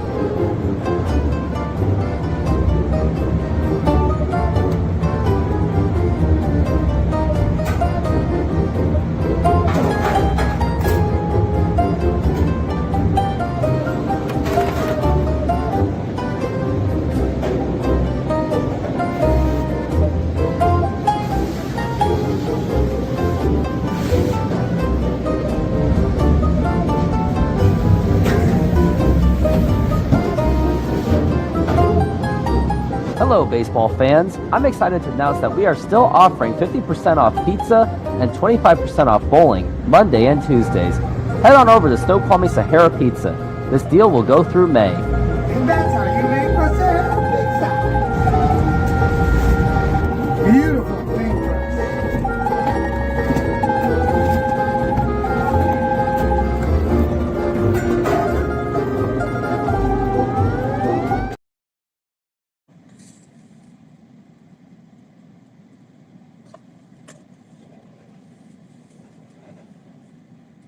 And we are back from the break. I'm going to start charging my tablet as if it's already getting hot enough. And it looks like we got a new pitcher. They're taking out Jacob deGrom. It's going to be Beeks up on the mound. Now the pitch. And that's going to be a strike. Jalen Beeks has earned no runs so far.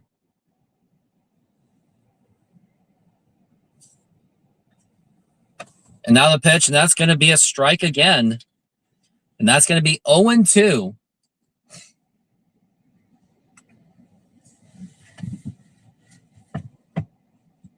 He did strike out last time.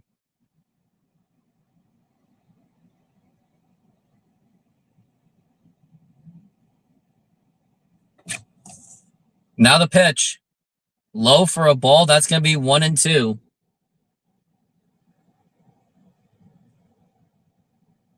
You got a 1-2 so far for Leo Rivas.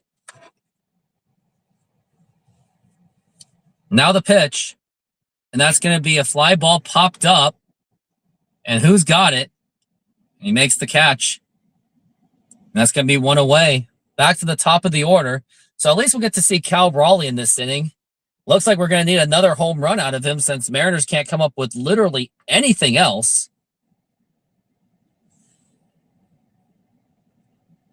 Now here's Brendan Donovan up to the plate.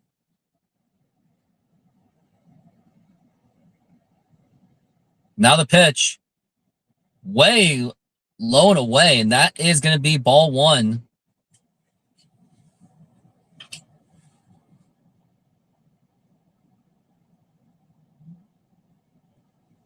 Now we're at 1-0.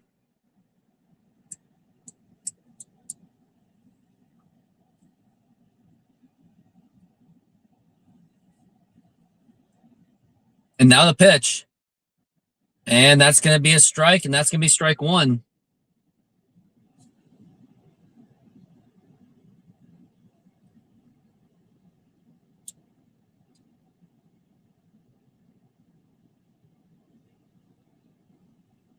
That's going to be 1-2 for Brendan Donovan.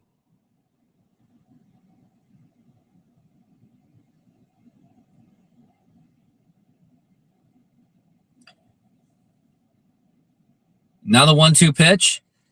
And that's going to be a foul ball. How long until Donovan gets something?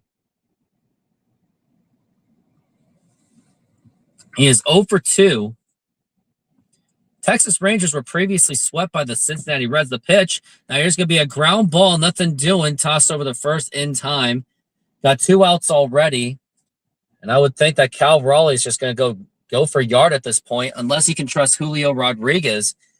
But without Jorge Polanco, Mariners really just don't have that kind of suitable protection. They just don't. Just not enough protection at all. Especially with Suarez and Jorge Polanco no longer there. Here's Cal Raleigh. Now the pitch. And that is going to be a strike. Cal Raleigh's now batting from his right side. And what can he really do? It's now 0-1 for Cal Raleigh. Now the pitch. Way low for a ball. That is going to be 1-1 for Big Dumper.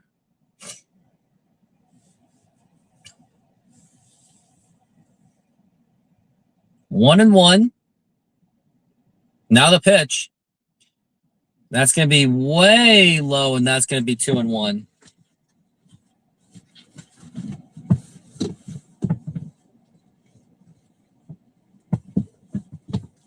Still at 2-1. Now the pitch. And that's going to be a strike right on the corner. And that's going to be 2-2. And there's no way. There was no reason to challenge that one.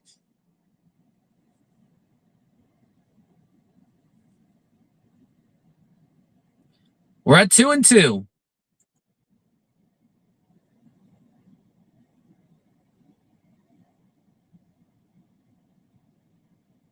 Now the pitch. And check swing, did he go? He did not go somehow, and that's going to be 3-2 for Cal Raleigh. It looked like he went right through it, but I guess not. As now we're at 3-2. Now the pitch. And that's going to be ball 4, take your base. And it's going to be up to Julio Rodriguez to get something going. And I think with 2 outs, you would think that he's just going to try to go for yard.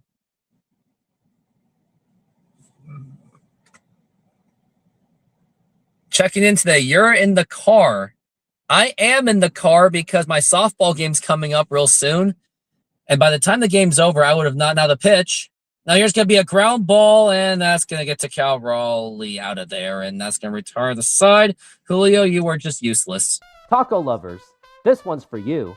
Come enjoy tacos auténticos at Snoqualmie Mexican food truck, packed with flavor, made with love, and always fresh.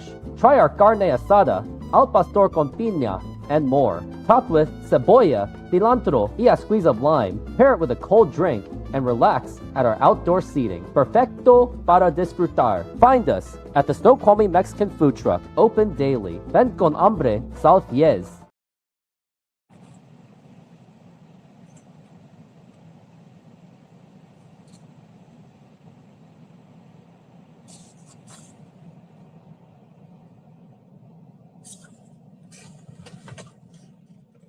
Since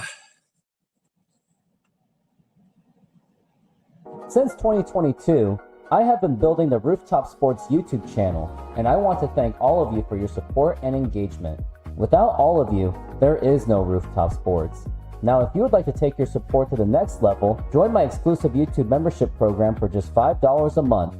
Get first access to new videos, ad-free content, and exclusive insights from my fantasy sports, as I do play many fantasy sports leagues. Plus, follow along with my softball seasons like never before. You also get access to my own emojis to use to comment on my videos and my live streaming shows.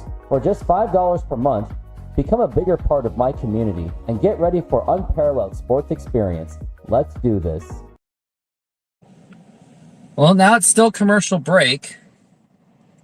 We're going into, I believe it's the bottom of the 6th.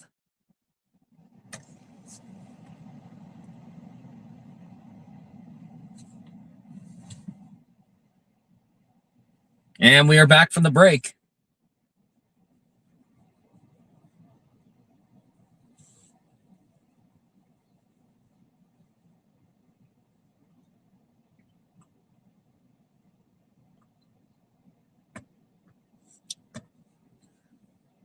And now here's bottom of the 6th inning. And now here is the pitch. And a swing and a miss. And I really do think if Logan has another 1, 2, 3 inning, he has a good shot to get another inning. I do believe that. And they should do that.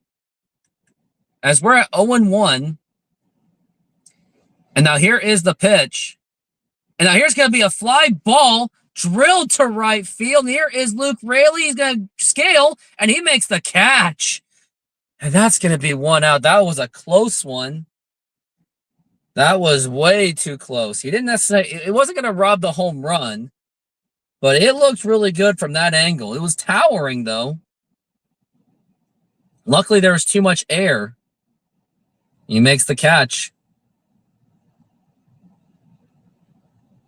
78 pitches for Logan Gilbert. It'll be really nice is just 2 more outs on 2 pitches. And now the pitch. And that's going to be a strike. Yeah, if he has a very clean inning, keep him in there. Let him continue. If it ain't broke, don't fix it. As we're at 0-1.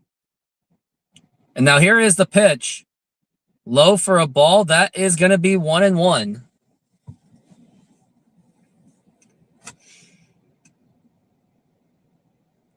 As now we're at 1-1.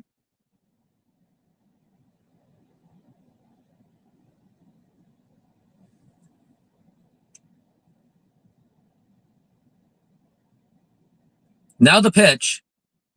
Low for a ball.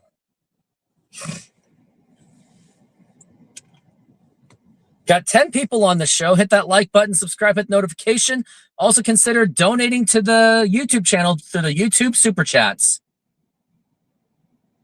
Now we're at 2-1. And now the pitch.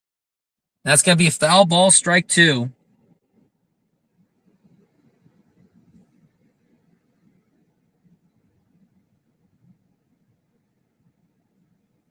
We're at 2-2. Game 5 versus Toronto in the playoffs. Dan freaked out and pulled Castillo early. I think that was game 4. Game 5, the Mariners won. Game 5, I believe it was Bryce Miller that pitched that one.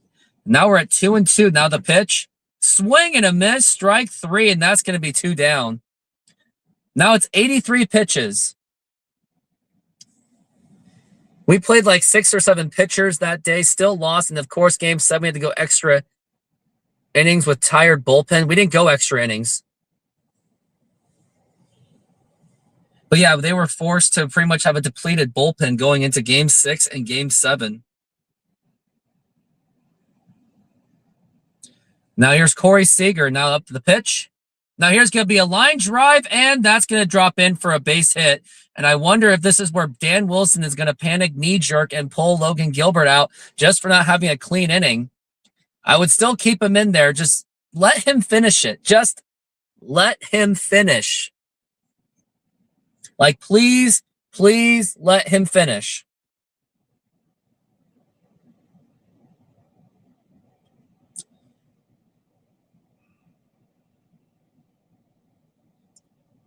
And he is going to keep him in there.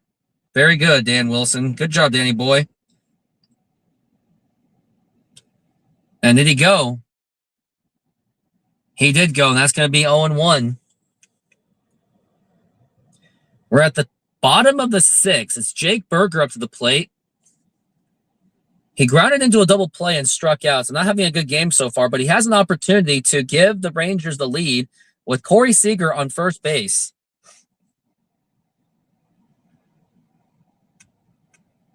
Now we're at 0-1.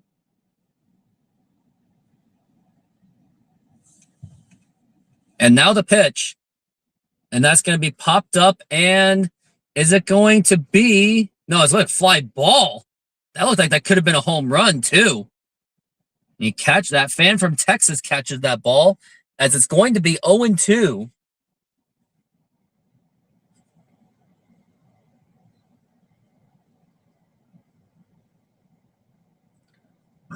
As we're at 0-2, Logan is way ahead of the count, but he is approaching 90 pitches. That's getting a little worrisome. The 0-2, low for a ball. I think here's what I would do.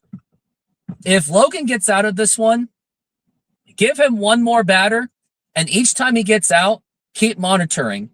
And then if he gives up some kind of a hit, then pull him out. As we're at 1-2 for Berger. And now the pitch. Low for a ball. Now he's starting to struggle a little bit. Now you really want to pay attention to his velocity too, because if the velocity is going down, then that's where you may want to, then that's where Dan Wilson may have to make that decision that we don't like. As we're at 2-2 for Logan.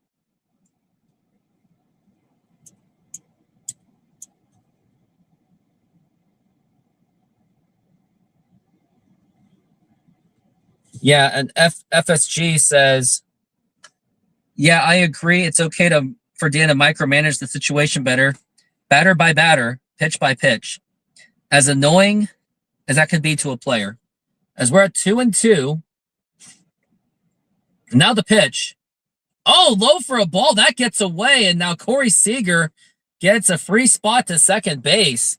What's more annoying is when managers pull their pitchers out after like 60 pitches and he's pitching like a no-hitter and he still pulls them.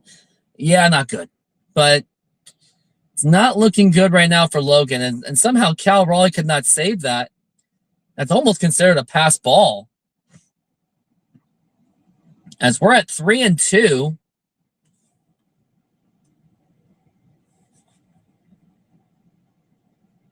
And if he walks, I think this is where Dan Wilson's going to pull him out.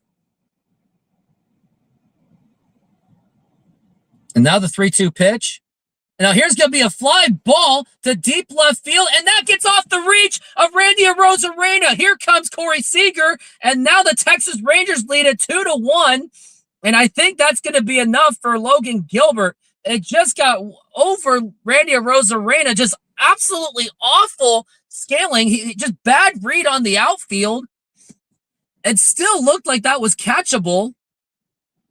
And he just can't track it. Like, this is where, and now they're starting to figure out that Randy Arozarena is just a terrible outfielder. And I wonder if that's going to be it for Logan. He's at 90 pitches, and I think Dan Wilson may have seen enough. And I think Dan Wilson is coming out, and the face says it all. Cal Raleigh's is going up there, but I think Dan Wilson, nope, Dan Wilson's still there. And now we got activity in the bullpen. Got Jose Ferrer. Nothing to be really excited about. Pete Woodworth is now calling the bullpen.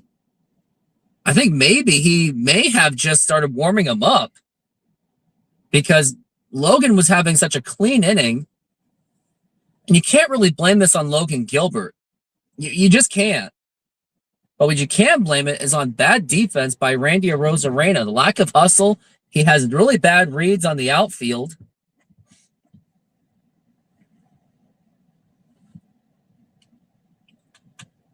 And now here is Jock Peterson up to the plate. And now the pitch. Now here's going to be a liner, and that's going to be a foul ball. As now we're at 0-1. Yeah, Randy does not have any defense whatsoever. He just flat out cannot play defense.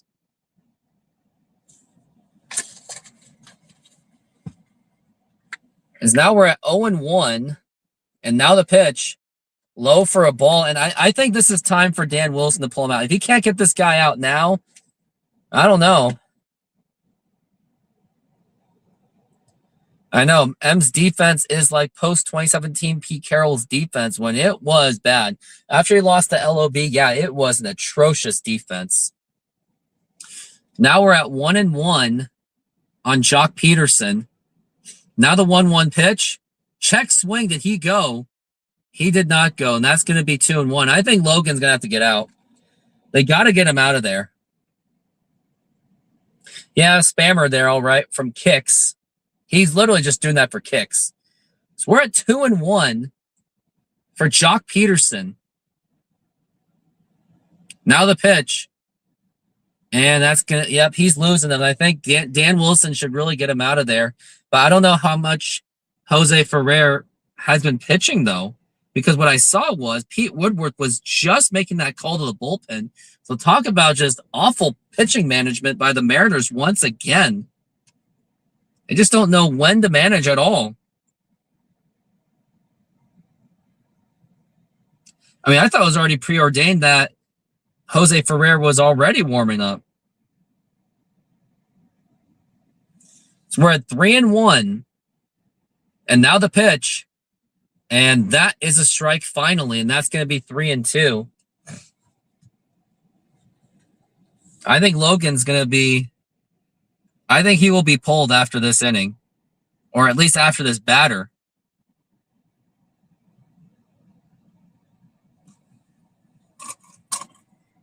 Yep, I think Dan Wilson's signaling. I think he's getting ready to get him out of there. As we're at 3-2 for Jock Peterson.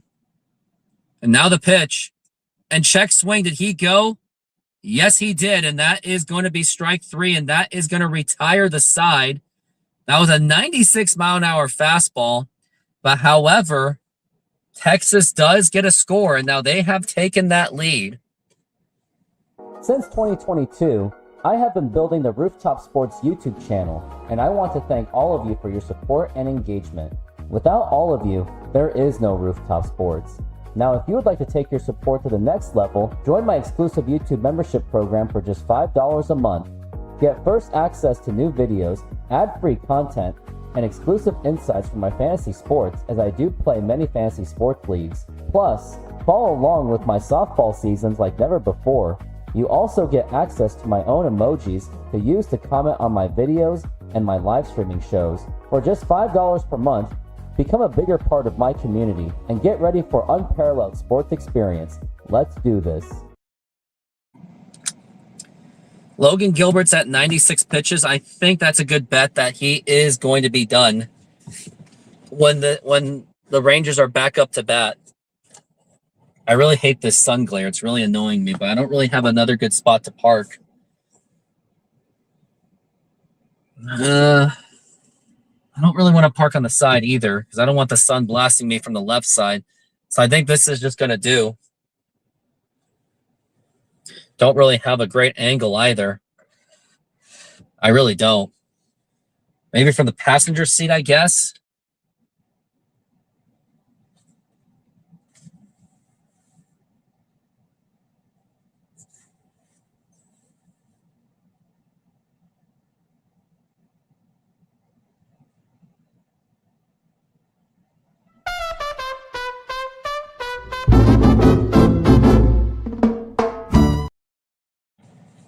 Actually, looks like there is going to be... It looks like we're going to be back from the break real soon.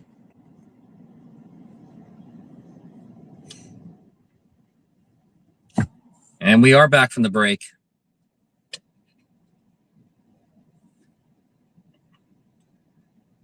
It's like, do we have a new pitcher? Yep, it is. It's going to be Alexander against Naylor. And that's going to be inside for a ball. Mariners are going to need a really big inning to not only get Logan Gilbert a possible win, but just get the win in general. As we're at 1-0 for Josh Naylor. And now the pitch. Low for a ball, 2-0. Good start to the inning so far with Josh Naylor working on a 2-0 count. Strikes have yet to happen. He's batting 119 with no home runs and 2 RBIs. That's got to change fast. The 2-0. And that's going to be up high for a ball. Ball 3. And I'm going to say it. Red light. Unless it's a real nice meatball, then you swing at that. But I'm going to say red light. 3-0. And now the pitch. And that is a strike. And I would challenge that. I think that was well outside the strike zone. Why did you think about challenging it? Mariners don't know when to challenge, and they don't know when not to challenge.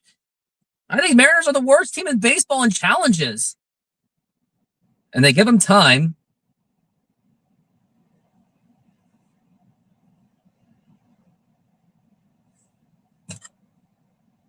Now we're at 3-1. And now the pitch. And now it's going to be a high chopper, and that's going to be all wasted. Good at bat by Josh Naylor. Now that's going to be 1 out.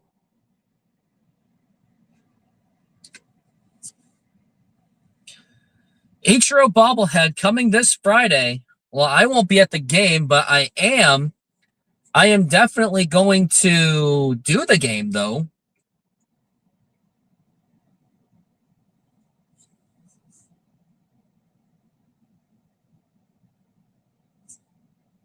Personally, I don't really believe in statues. And I have my own personal reasons for it. Now we got Randy Arozarena. Literally the guy with terrible defense. And now the 0-1 pitch. And that's going to be up high for a ball, 1-1. Career at Globe Life, he bats .348. 8 for 23, but let's not forget, in the playoffs, he was an absolute monster in the playoffs, especially going to the World Series with the Rays. It's going to be outside for a ball. That's going to be 2-1. Edgar Martinez is traveling with the team. Why even have Kevin Seitzer? Get him out of there. As we're at 2-1.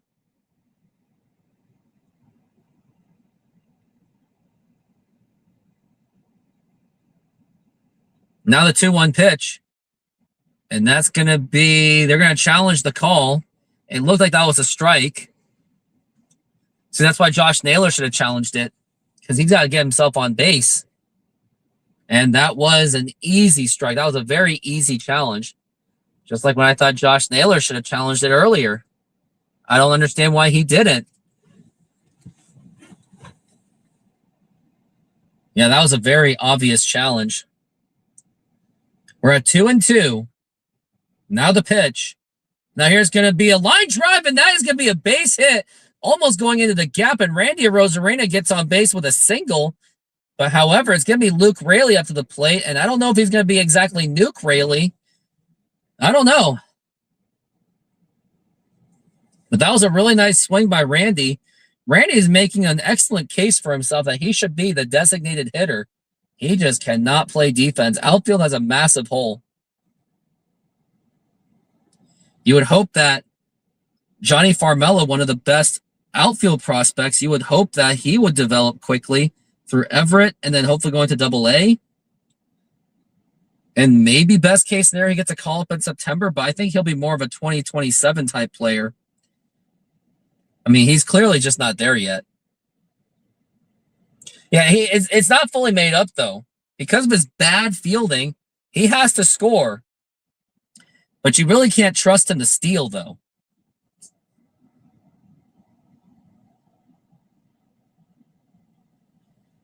And now we got Rob Refsnyder taking over because of the matchups. Because Canzone just gets absolutely murdered by lefties. But Refsnyder's not doing any better. He has yet to record a hit. So I don't feel too good about this at all. But it's not like Robles was a better choice either. Maybe he is due for a big one, especially in a hitter's park of Globe Life Field in Texas. Now the pitch. And that's going to be right in there for a strike. Rob Refsnyder, the half Korean. He's got 0-1 count. Refsnyder's got a 0 batting average. Against lefties, he does better with the WRC plus. Great WRC plus. The pitch. And that's going to be inside for a ball. Last season, he had 159 WRC plus. He is a smasher against lefties, but he has to do it now. This is the time to do it rather than reminisce of what he did in 2025. Now we're at 1-1. And now here is the pitch. Way outside for a ball. That's going to be 2-1. I wonder who's going to be on deck. Whoever's number 7th hitter. It's the one on deck. It's not Cole Young. Because Refsnyder's taking over for Luke Raley. So it's going to be Canzone. So Robles is probably the one pinch hitting. And now the 2-1 pitch. And that's going to be a foul ball. He just cannot make any kind of a good contact. Can only hope that Rob Refsnyder can come up with a big hit. But he is not someone that you would consider replacing Jorge Polanco. Especially not. Jorge Polanco did both of them on the sides. The 2-2. Low for a ball. Ball 3-2. So Refsnyder is at least working the count, even though he has 2 strikes against him. As now we're at 3-2.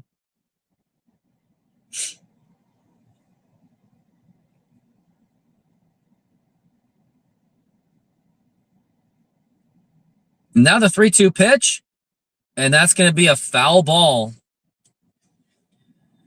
I don't think he had the swing at that one, but he really wants to come up with a big hit because you do know that, or everyone knows that Canzone's not going to be available because they're going to keep the lefty in there because Canzone just cannot hit against lefties. He is definitely a platoon player.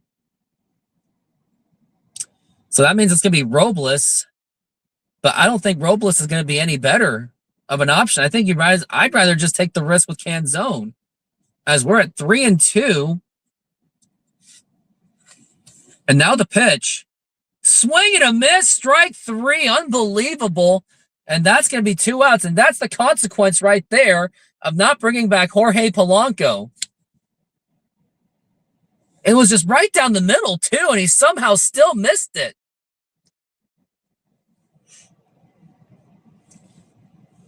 And now we got Canzone, but I believe it's going to be Victor Robles up to the plate. Cole Young is on deck. Yep, it's going to be Victor Robles, and I'm telling you, I don't think this is an any better option either. Not really a fan of this either. I don't think that this is any better of an option. I don't agree with this decision at all.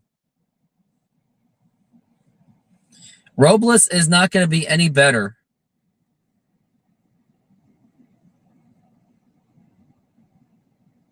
And what is Dan Wilson arguing about? He's got to have time to come into the game. Well, maybe just take the risk with Canzone. Don't victimize yourself, Dan Wilson. Now, I wonder if Dan Wilson, he might get tossed. Nope, he is going to go back.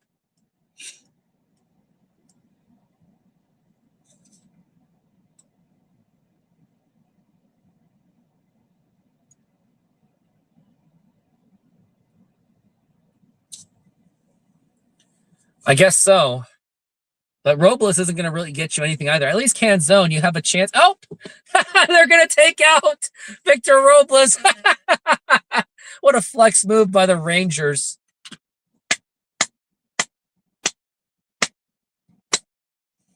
That's just awesome. Let's put our hands together for Dan Wilson making such a decision.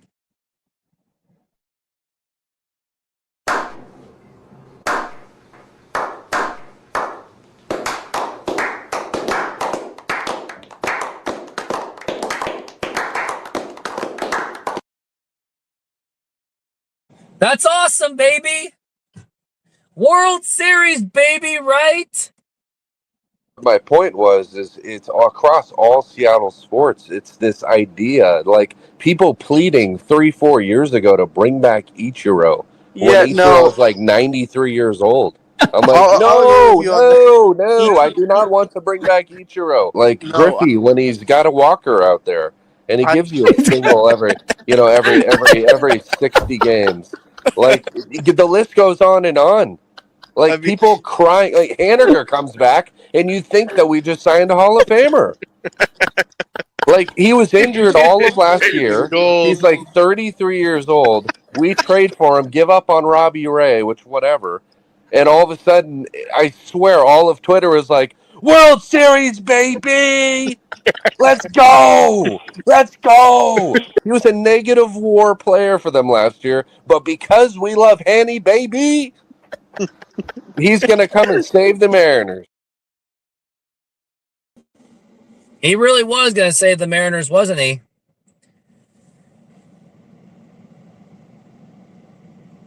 No. Griffey ended his career in a very, very depressing way. First, his last at bat was a little dribbler that could have been a double play, but somehow Justin Mornell could not scoop it up.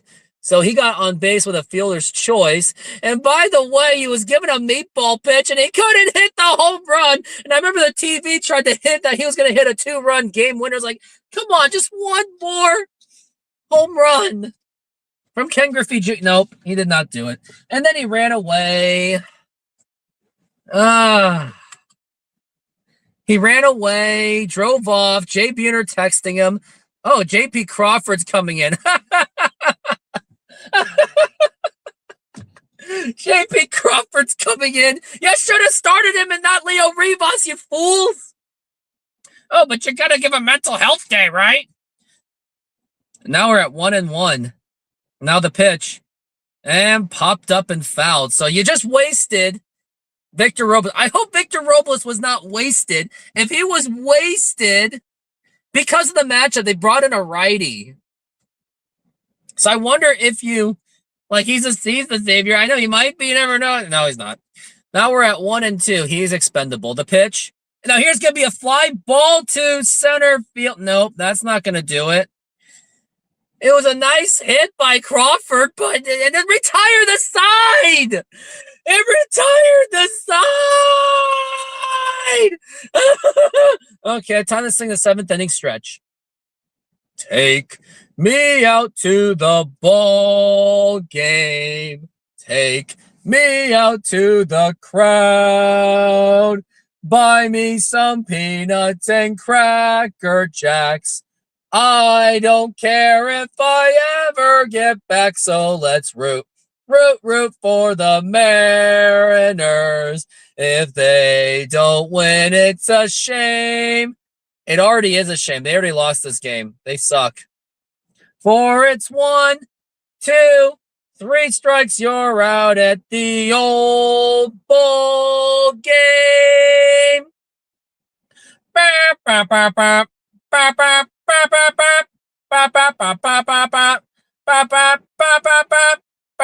Lowe. Oh no, said we gotta go. Yeah. Lowe. Oh, baby, said we gotta go. A fine little girl, she waiting for me. No, she's not.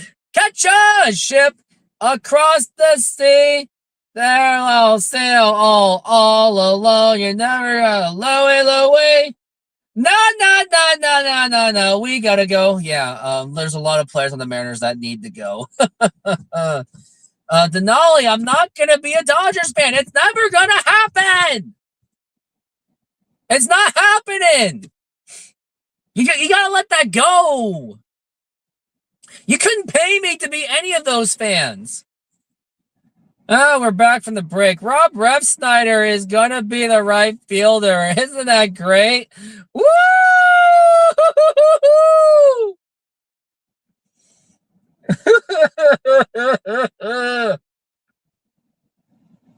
If the Mariners left, I'll probably root for no one, just follow players.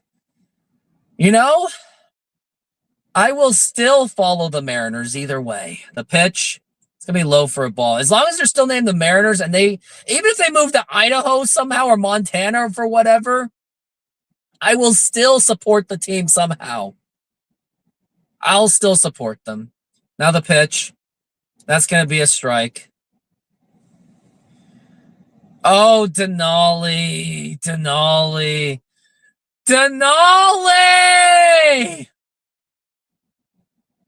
Now the pitch is going to be there for a strike. Ferrer's is on the mound now. Here's the thing, though. If the Mariners leave, it's not going to be because of stadium bad ownership bad ownership. It's going to be because of what Washington has turned into, the pitch. Washington has turned into a very business-unfriendly state. So I can't blame them. But the ironic thing was Oklahoma City Thunder left a state income tax. The Sonics left a state income tax state for an income tax state, the pitch. But Oklahoma, and a strike 3 called. But at the same time, Oklahoma has much better cost of living. Now, granted, there's not really much to do in Oklahoma because Pau Gasol would tell you that. But at least if you're raising a family, it may not be a bad choice. So I got to give Oklahoma that. And the crazy thing is, this whole Oklahoma thing really, I'm in my car because I'll explain later. We got a pitch coming in to Jansen. Now the pitch. Nice fastball. That's a strike. So I'm in my car because I can't be in my studio because I have a softball game at 8:45. And by the time the game is over, I may not have enough time to get to the game. Now the pitch. It's going to be outside for a ball. Yeah, that is ironic. The income tax thing you said. We're expensive as it gets with new tax. John Schneider was publicly not happy about it. And hey, no one said anything when he talked about it. And now the pitch. And that's going to be popped up and fouled. Like, no one said anything when John Schneider's complaining about it. But when you had other journalists talking about it, especially that's in the more independent, they were called someone that would support a president. And I can tell you that they're not exactly the biggest, who supporters. And that's going to be, strike 3, swing and a miss. And that's going to be 2 outs. Whoa, Denali. No, check your facts. Washington is a very liberal state. You would imagine that majority of Mariner fans would lean more liberal. So that's very inaccurate, the pitch. And that's going to be a foul ball. No, you got that wrong. Especially a team that celebrates the month of June. No disrespect, don't get me wrong, but what you're saying, Denali, is very inaccurate. And now the pitch, and that's going to be outside for a ball. Washington is red? The last time Washington was red, I don't think my father even immigrated to Washington. And that was going to be a line drive caught by Brendan Donovan. Eastern Washington made, 1, 2, 3 inning. Eastern Washington, yes, it might be more of a split at this point. I mean, some people have debated that Eastern Washington should be seceding from Washington, but no.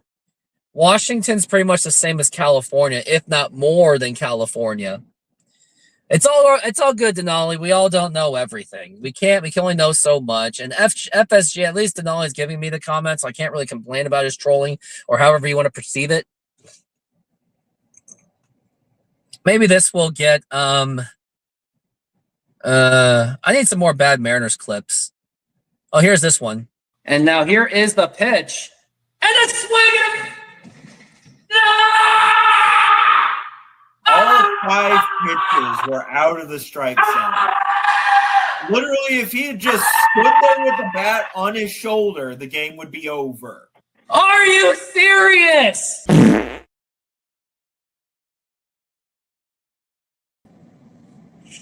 Yeah, that was one of the top moments.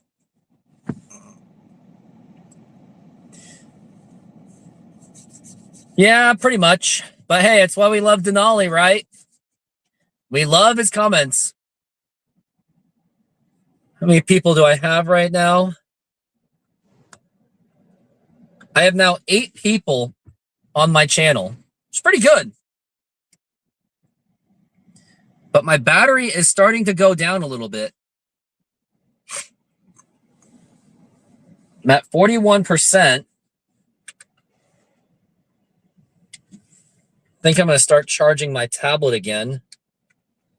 No, why would I want to become a Rams fan? Like, absolutely not. That's disgusting. I just won't do it.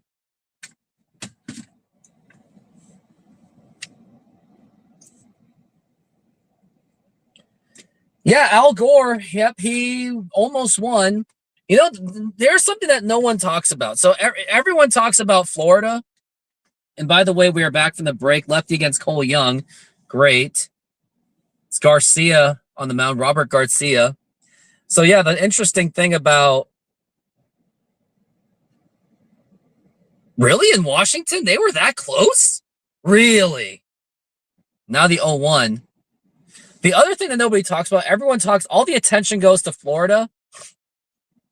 But Al Gore did not win New Hampshire, which usually New Hampshire is known to be a guaranteed blue vote.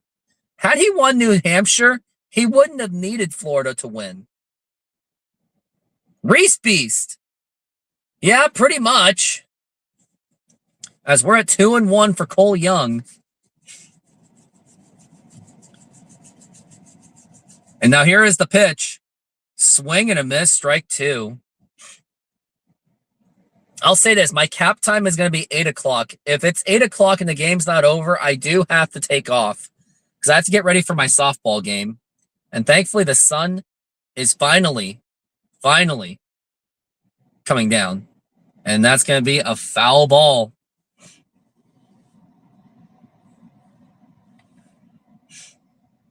As we are at 2-2 for Cole Young. Still charging my phones and my tablet. And now the pitch is going to be up high for a ball. And also, Al Gore didn't even win his home state. If he also won Tennessee, he also wouldn't have needed Florida. So I think too much attention goes to Florida. Now, I'm not saying I like any of them. I don't. Now the pitch. That's going to be popped up and fouled. You voted for Bush.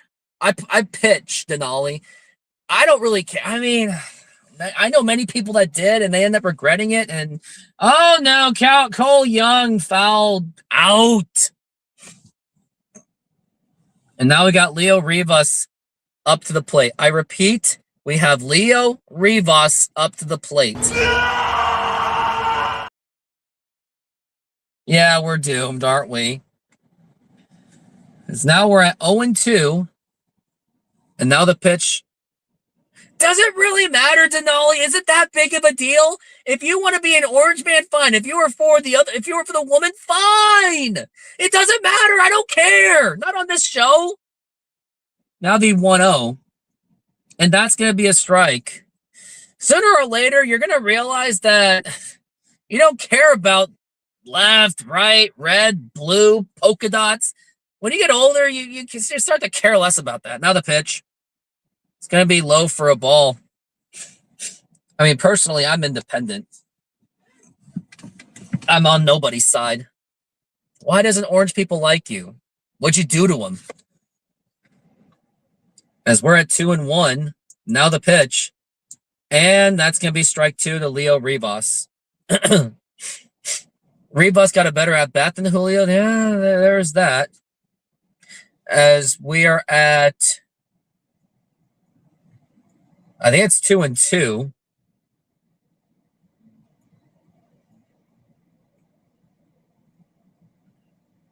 Now the pitch way inside for a ball. That's going to be 3-2.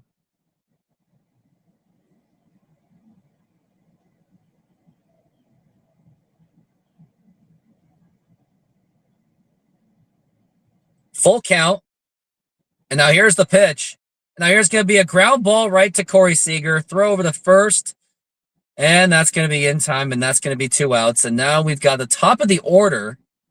And it's going to be Brendan Donovan, Cal Raleigh, and Julio Rodriguez. So if the Mariners when the Mariners go into the ninth inning, at least they still have their middle hitters, but they haven't really amounted to anything. Like the bottom hitters have actually been more productive than the top hitters, which is very crushing to me. Now the pitch. And that's going to be a ground ball right to first base and out. Very, very nice. And that's going to retire the side. Isn't that great? Isn't that great, everyone?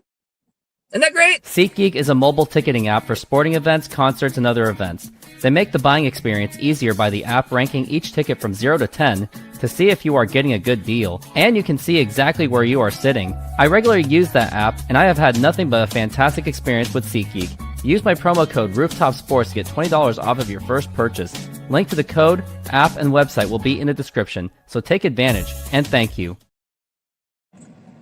Well, it's commercial break so far. I need more break. Senor, tell me how you make a thin crust Sahara pizza. With your hands. Cornmeal.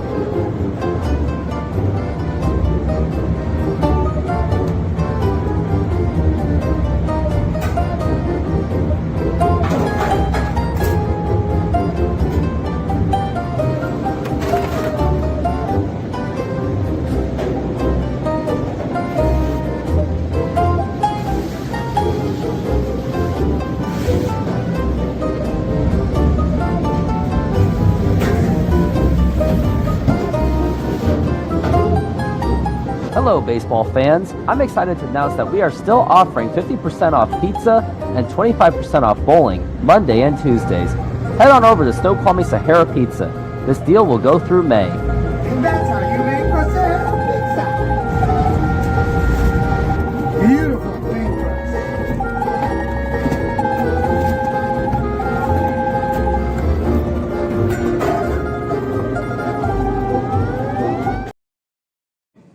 Well, we still got another whole bottom of the inning and then the ninth inning to go. Honestly, I have close to no hope left for this game. I like that. He goes, wow, you're doing a live play inside your car. That is some hardcore dedication. Yeah, because I have a softball game at 8:45, so I wanted to account. So I'd rather do it in the car, because if I did it from my studio, I'd have to drive from south of Bellevue all the way to Tacoma, so it just wouldn't have worked for me logistically. I know, respect, thank you.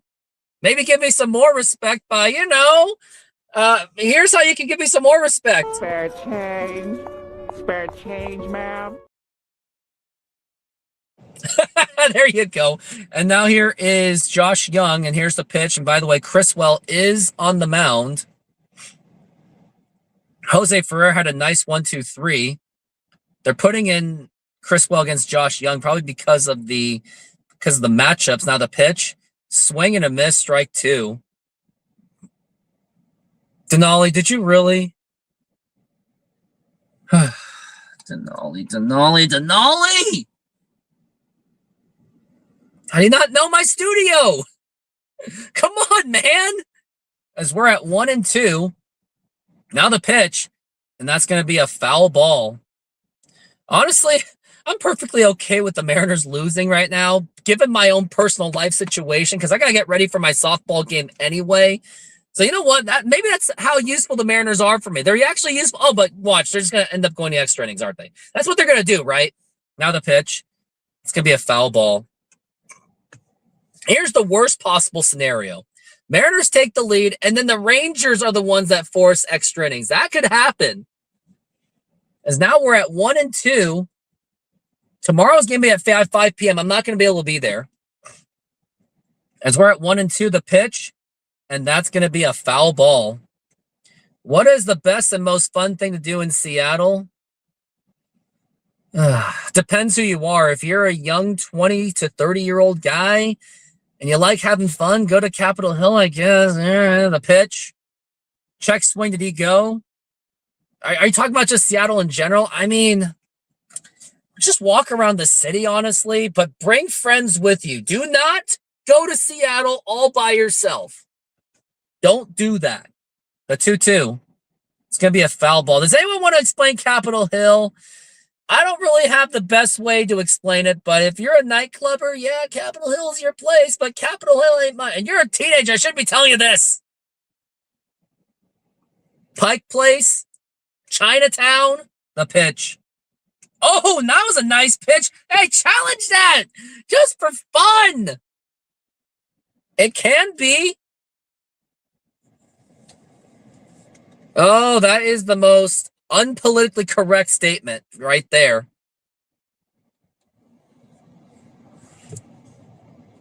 Oh, yes. Actually, that's a great advice. Go at 2 and 3. Okay, don't tell that to Denali. He's just a kid. Go easy on him. So we're at 3 and 2. We don't want to be a bad influence. 3 and 2 to Josh Young. Now here's going to be a ground ball, and that's going to get right through for a base hit. And Cole Young was just off the mark on that, and now Josh Young's going to be at first base. Oh, man. You want to go to Seattle one day, huh? Well, you won't be meeting me, I'll tell you that. Yeah, I don't want to see on the evening news either. Especially for me, that is Asian. I can't go to Seattle alone for obvious reasons. Especially Chinatown for some reason, because people end up just getting pushed down the stairs, or you end up in a red light, and next thing you know, this happens. I can't really explain it, but you don't want to be in Seattle alone, especially when you're like me. Not saying this to race bait or victimize. It's just the facts. Good folks are around 5th and Pine to hang out around. Yeah, it's okay. Thing is, my lifestyle doesn't really fit with Seattle. My personality just is not a fit. I'm too much of a suburb kind of guy to a rural. Actually, rural wouldn't really do me good either. I'm more of a suburb guy. Definitely a suburb guy. I am not an urban guy. Do not make me an urban guy. And you don't want to go to a city alone anyway. Just like when you're traveling around the world, you kind of don't want to go alone. You just don't. Now here's Brandon Nimmo up to the plate. It's going to be outside for a ball. I have not been to a Kraken game yet, but I really want to go. But man, those tickets are just so high in price. Now we're at 1-0. Asians live like ninjas after the coronavirus. You have to. Now the pitch. That's going to be outside for a ball. But that's the thing. You know what I've noticed? The biggest... I can't say it. But all I know that's true. You have to act like a ninja if someone's coming up to you like that. I was telling people, like, train yourself to be a ninja. Now we're at 2-0, not the pitch. Oh, my gosh. Chris Well's looking awful now. 3-0. It has gotten better now, but someone in 2023 unfortunately lost her life. Rest in peace. While waiting on a freaking stoplight in Chinatown. The 3-0. And ball 4, take your base. And this gets worse. It continues to get worse. FSG, you're Taiwanese. I did not know that. I have a lot of Asians on here. I'm Korean, so I'm going to probably go to the Korean Heritage Night. Didn't know that there was going to be Taiwan. And Taiwan put a heck of a fight against South Korea. Oh, they beat them. I heard the Mariners have food that's a lot different. The Mariners food, don't get the stadium food. I'm to tell you to not get the stadium food. Just don't do it. Here's Wyatt Langford. Really need to double play the pitch.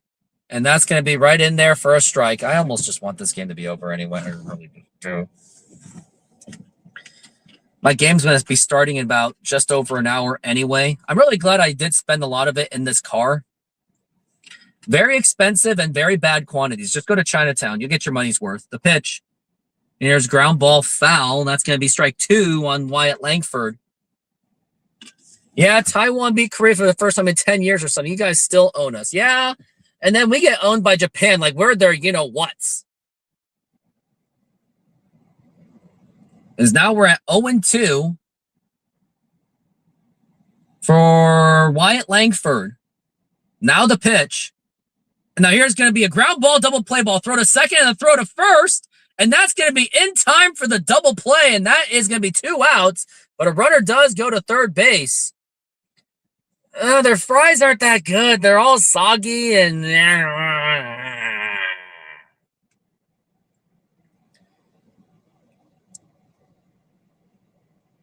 I love the crickets. The grasshoppers were awesome.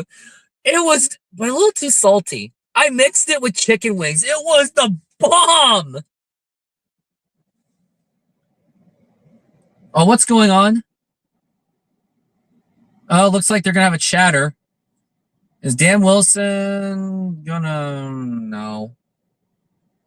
Yes. What? You thought they were gross? I loved it. Oh, come on. Oh, yes, garlic fries way overrated.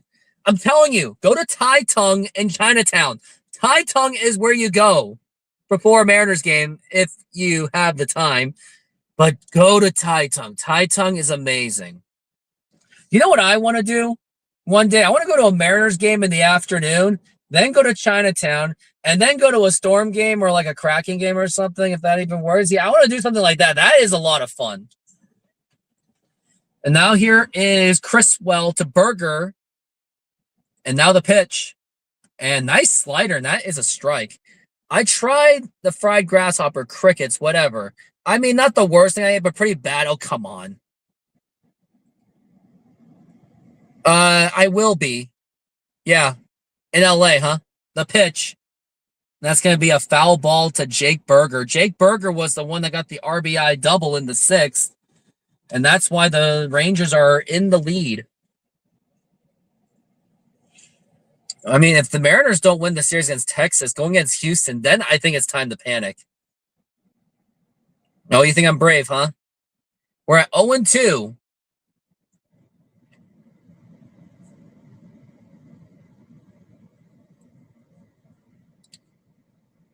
And now the pitch. Way outside, and that nearly got away. I really need this game to end real soon. I have a couple different reasons why I need this game to end quickly. It's more than just that I need to get ready for the softball game. It's more than just that.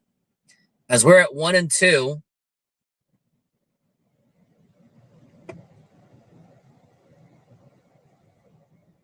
No, I did not say that. I didn't say that. Man, Denali, you crazy man. We're at 1-2. And now the pitch. And now the throw to third. No throw to third. Cal Raleigh trying to keep the runner at third in check. Still have 8 people on here. Could use some donations. It could help. Pay me to be in this car. Didn't imply. It just said I was going to do the play-by-play, Buster. And now the pitch. Now here's going to be a ground ball. Should be easy play. Go to first. It's going to be in time. Last try for the Mariners. No. Donation. Do not give them ideas.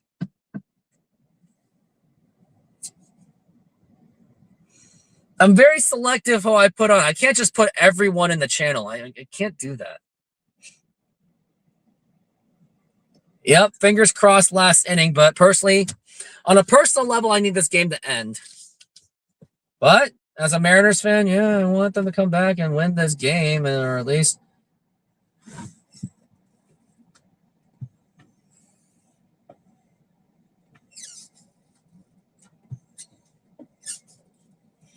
Well, maybe this will get them going. I'm going to play a montage. The 0-2 pitch. You gotta love these guys. He literally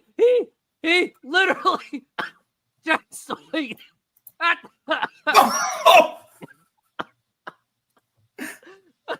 He literally just swinged. None of those were in the strike zone. It wasn't even in the strike zone, and he just swinged it. Like, why? Like, literally, that wasn't Taylor Scott being good. That was just you just swinging at crap. And now here is the pitch. And a swing! All 5 pitches were out of the strike zone. Literally, if he had just stood there with the bat on his shoulder, the game would be over. Oh, Are you serious? Maybe that will be the motivation for the Mariners that they need.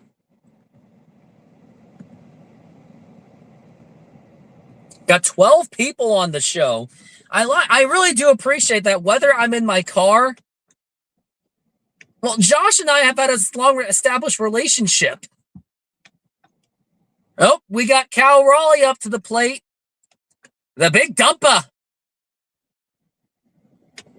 I have my doubts, but we'll see. Let's see what they can do. But I seriously have my doubts. And now the pitch. Now here's going to be ground ball right to first base, go to first, and it's going to be 2 outs to go. Right after this game, I got to go. And now we got Julio Rodriguez up to the plate, then Josh Naylor. They're all going to count to nothing. What, Denali? Okay, this Denali, gosh. Forget what he's saying. He's just being a Denali.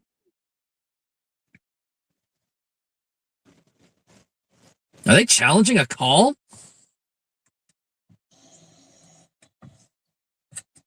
Why didn't Berger just take that, though? I don't understand that. Oh, we're talking about, does the ball hit the glove at some point before the runner reaches? They're challenging this call. Mariners are challenging because what do they got to lose, right? This game's pretty much over.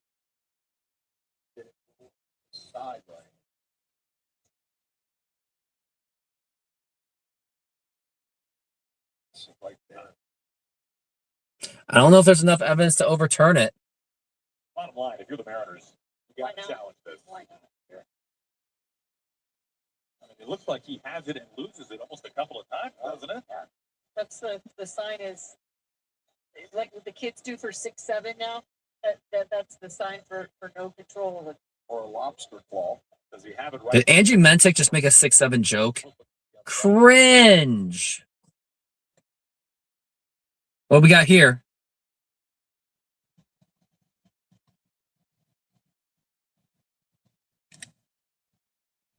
Certainly was a more eventful play than you would have thought the ball came off the bat initially.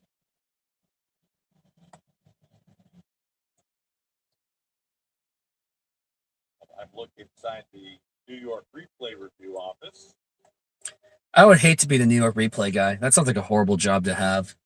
Must be a stressful job, too. While touching that question.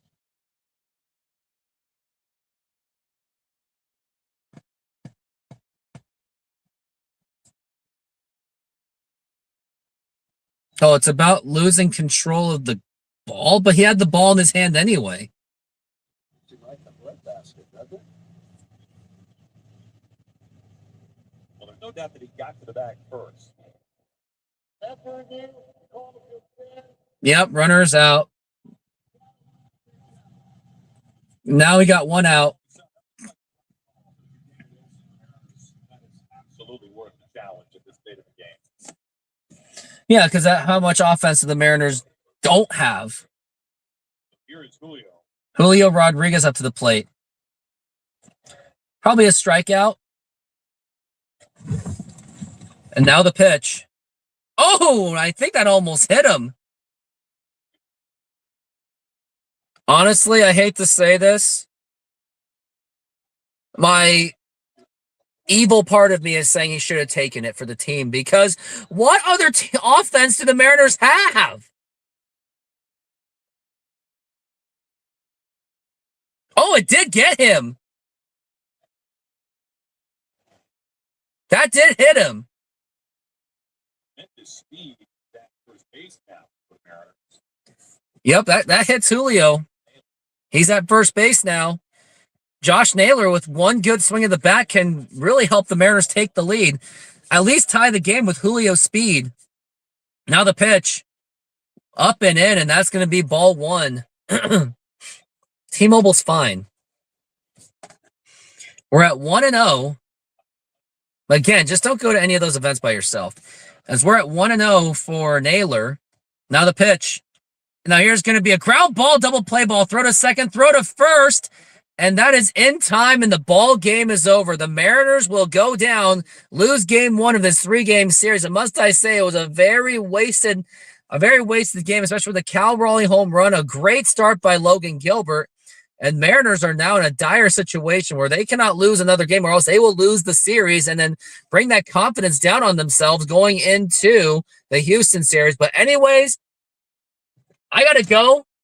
And while I am transitioning to go, if you guys can do just one more thing for me, on top of all this engagement that you gave me, which I really appreciate, especially me doing a show out of my car. Spare change, ma'am.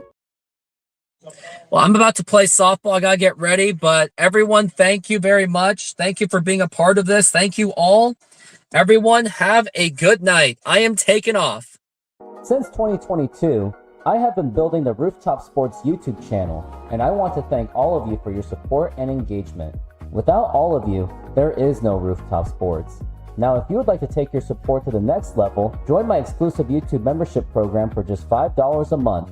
Get first access to new videos, ad-free content, and exclusive insights from my fantasy sports, as I do play many fantasy sports leagues. Plus, follow along with my softball seasons like never before. You also get access to my own emojis to use to comment on my videos and my live streaming shows. For just $5 per month, become a bigger part of my community and get ready for unparalleled sports experience. Let's do this.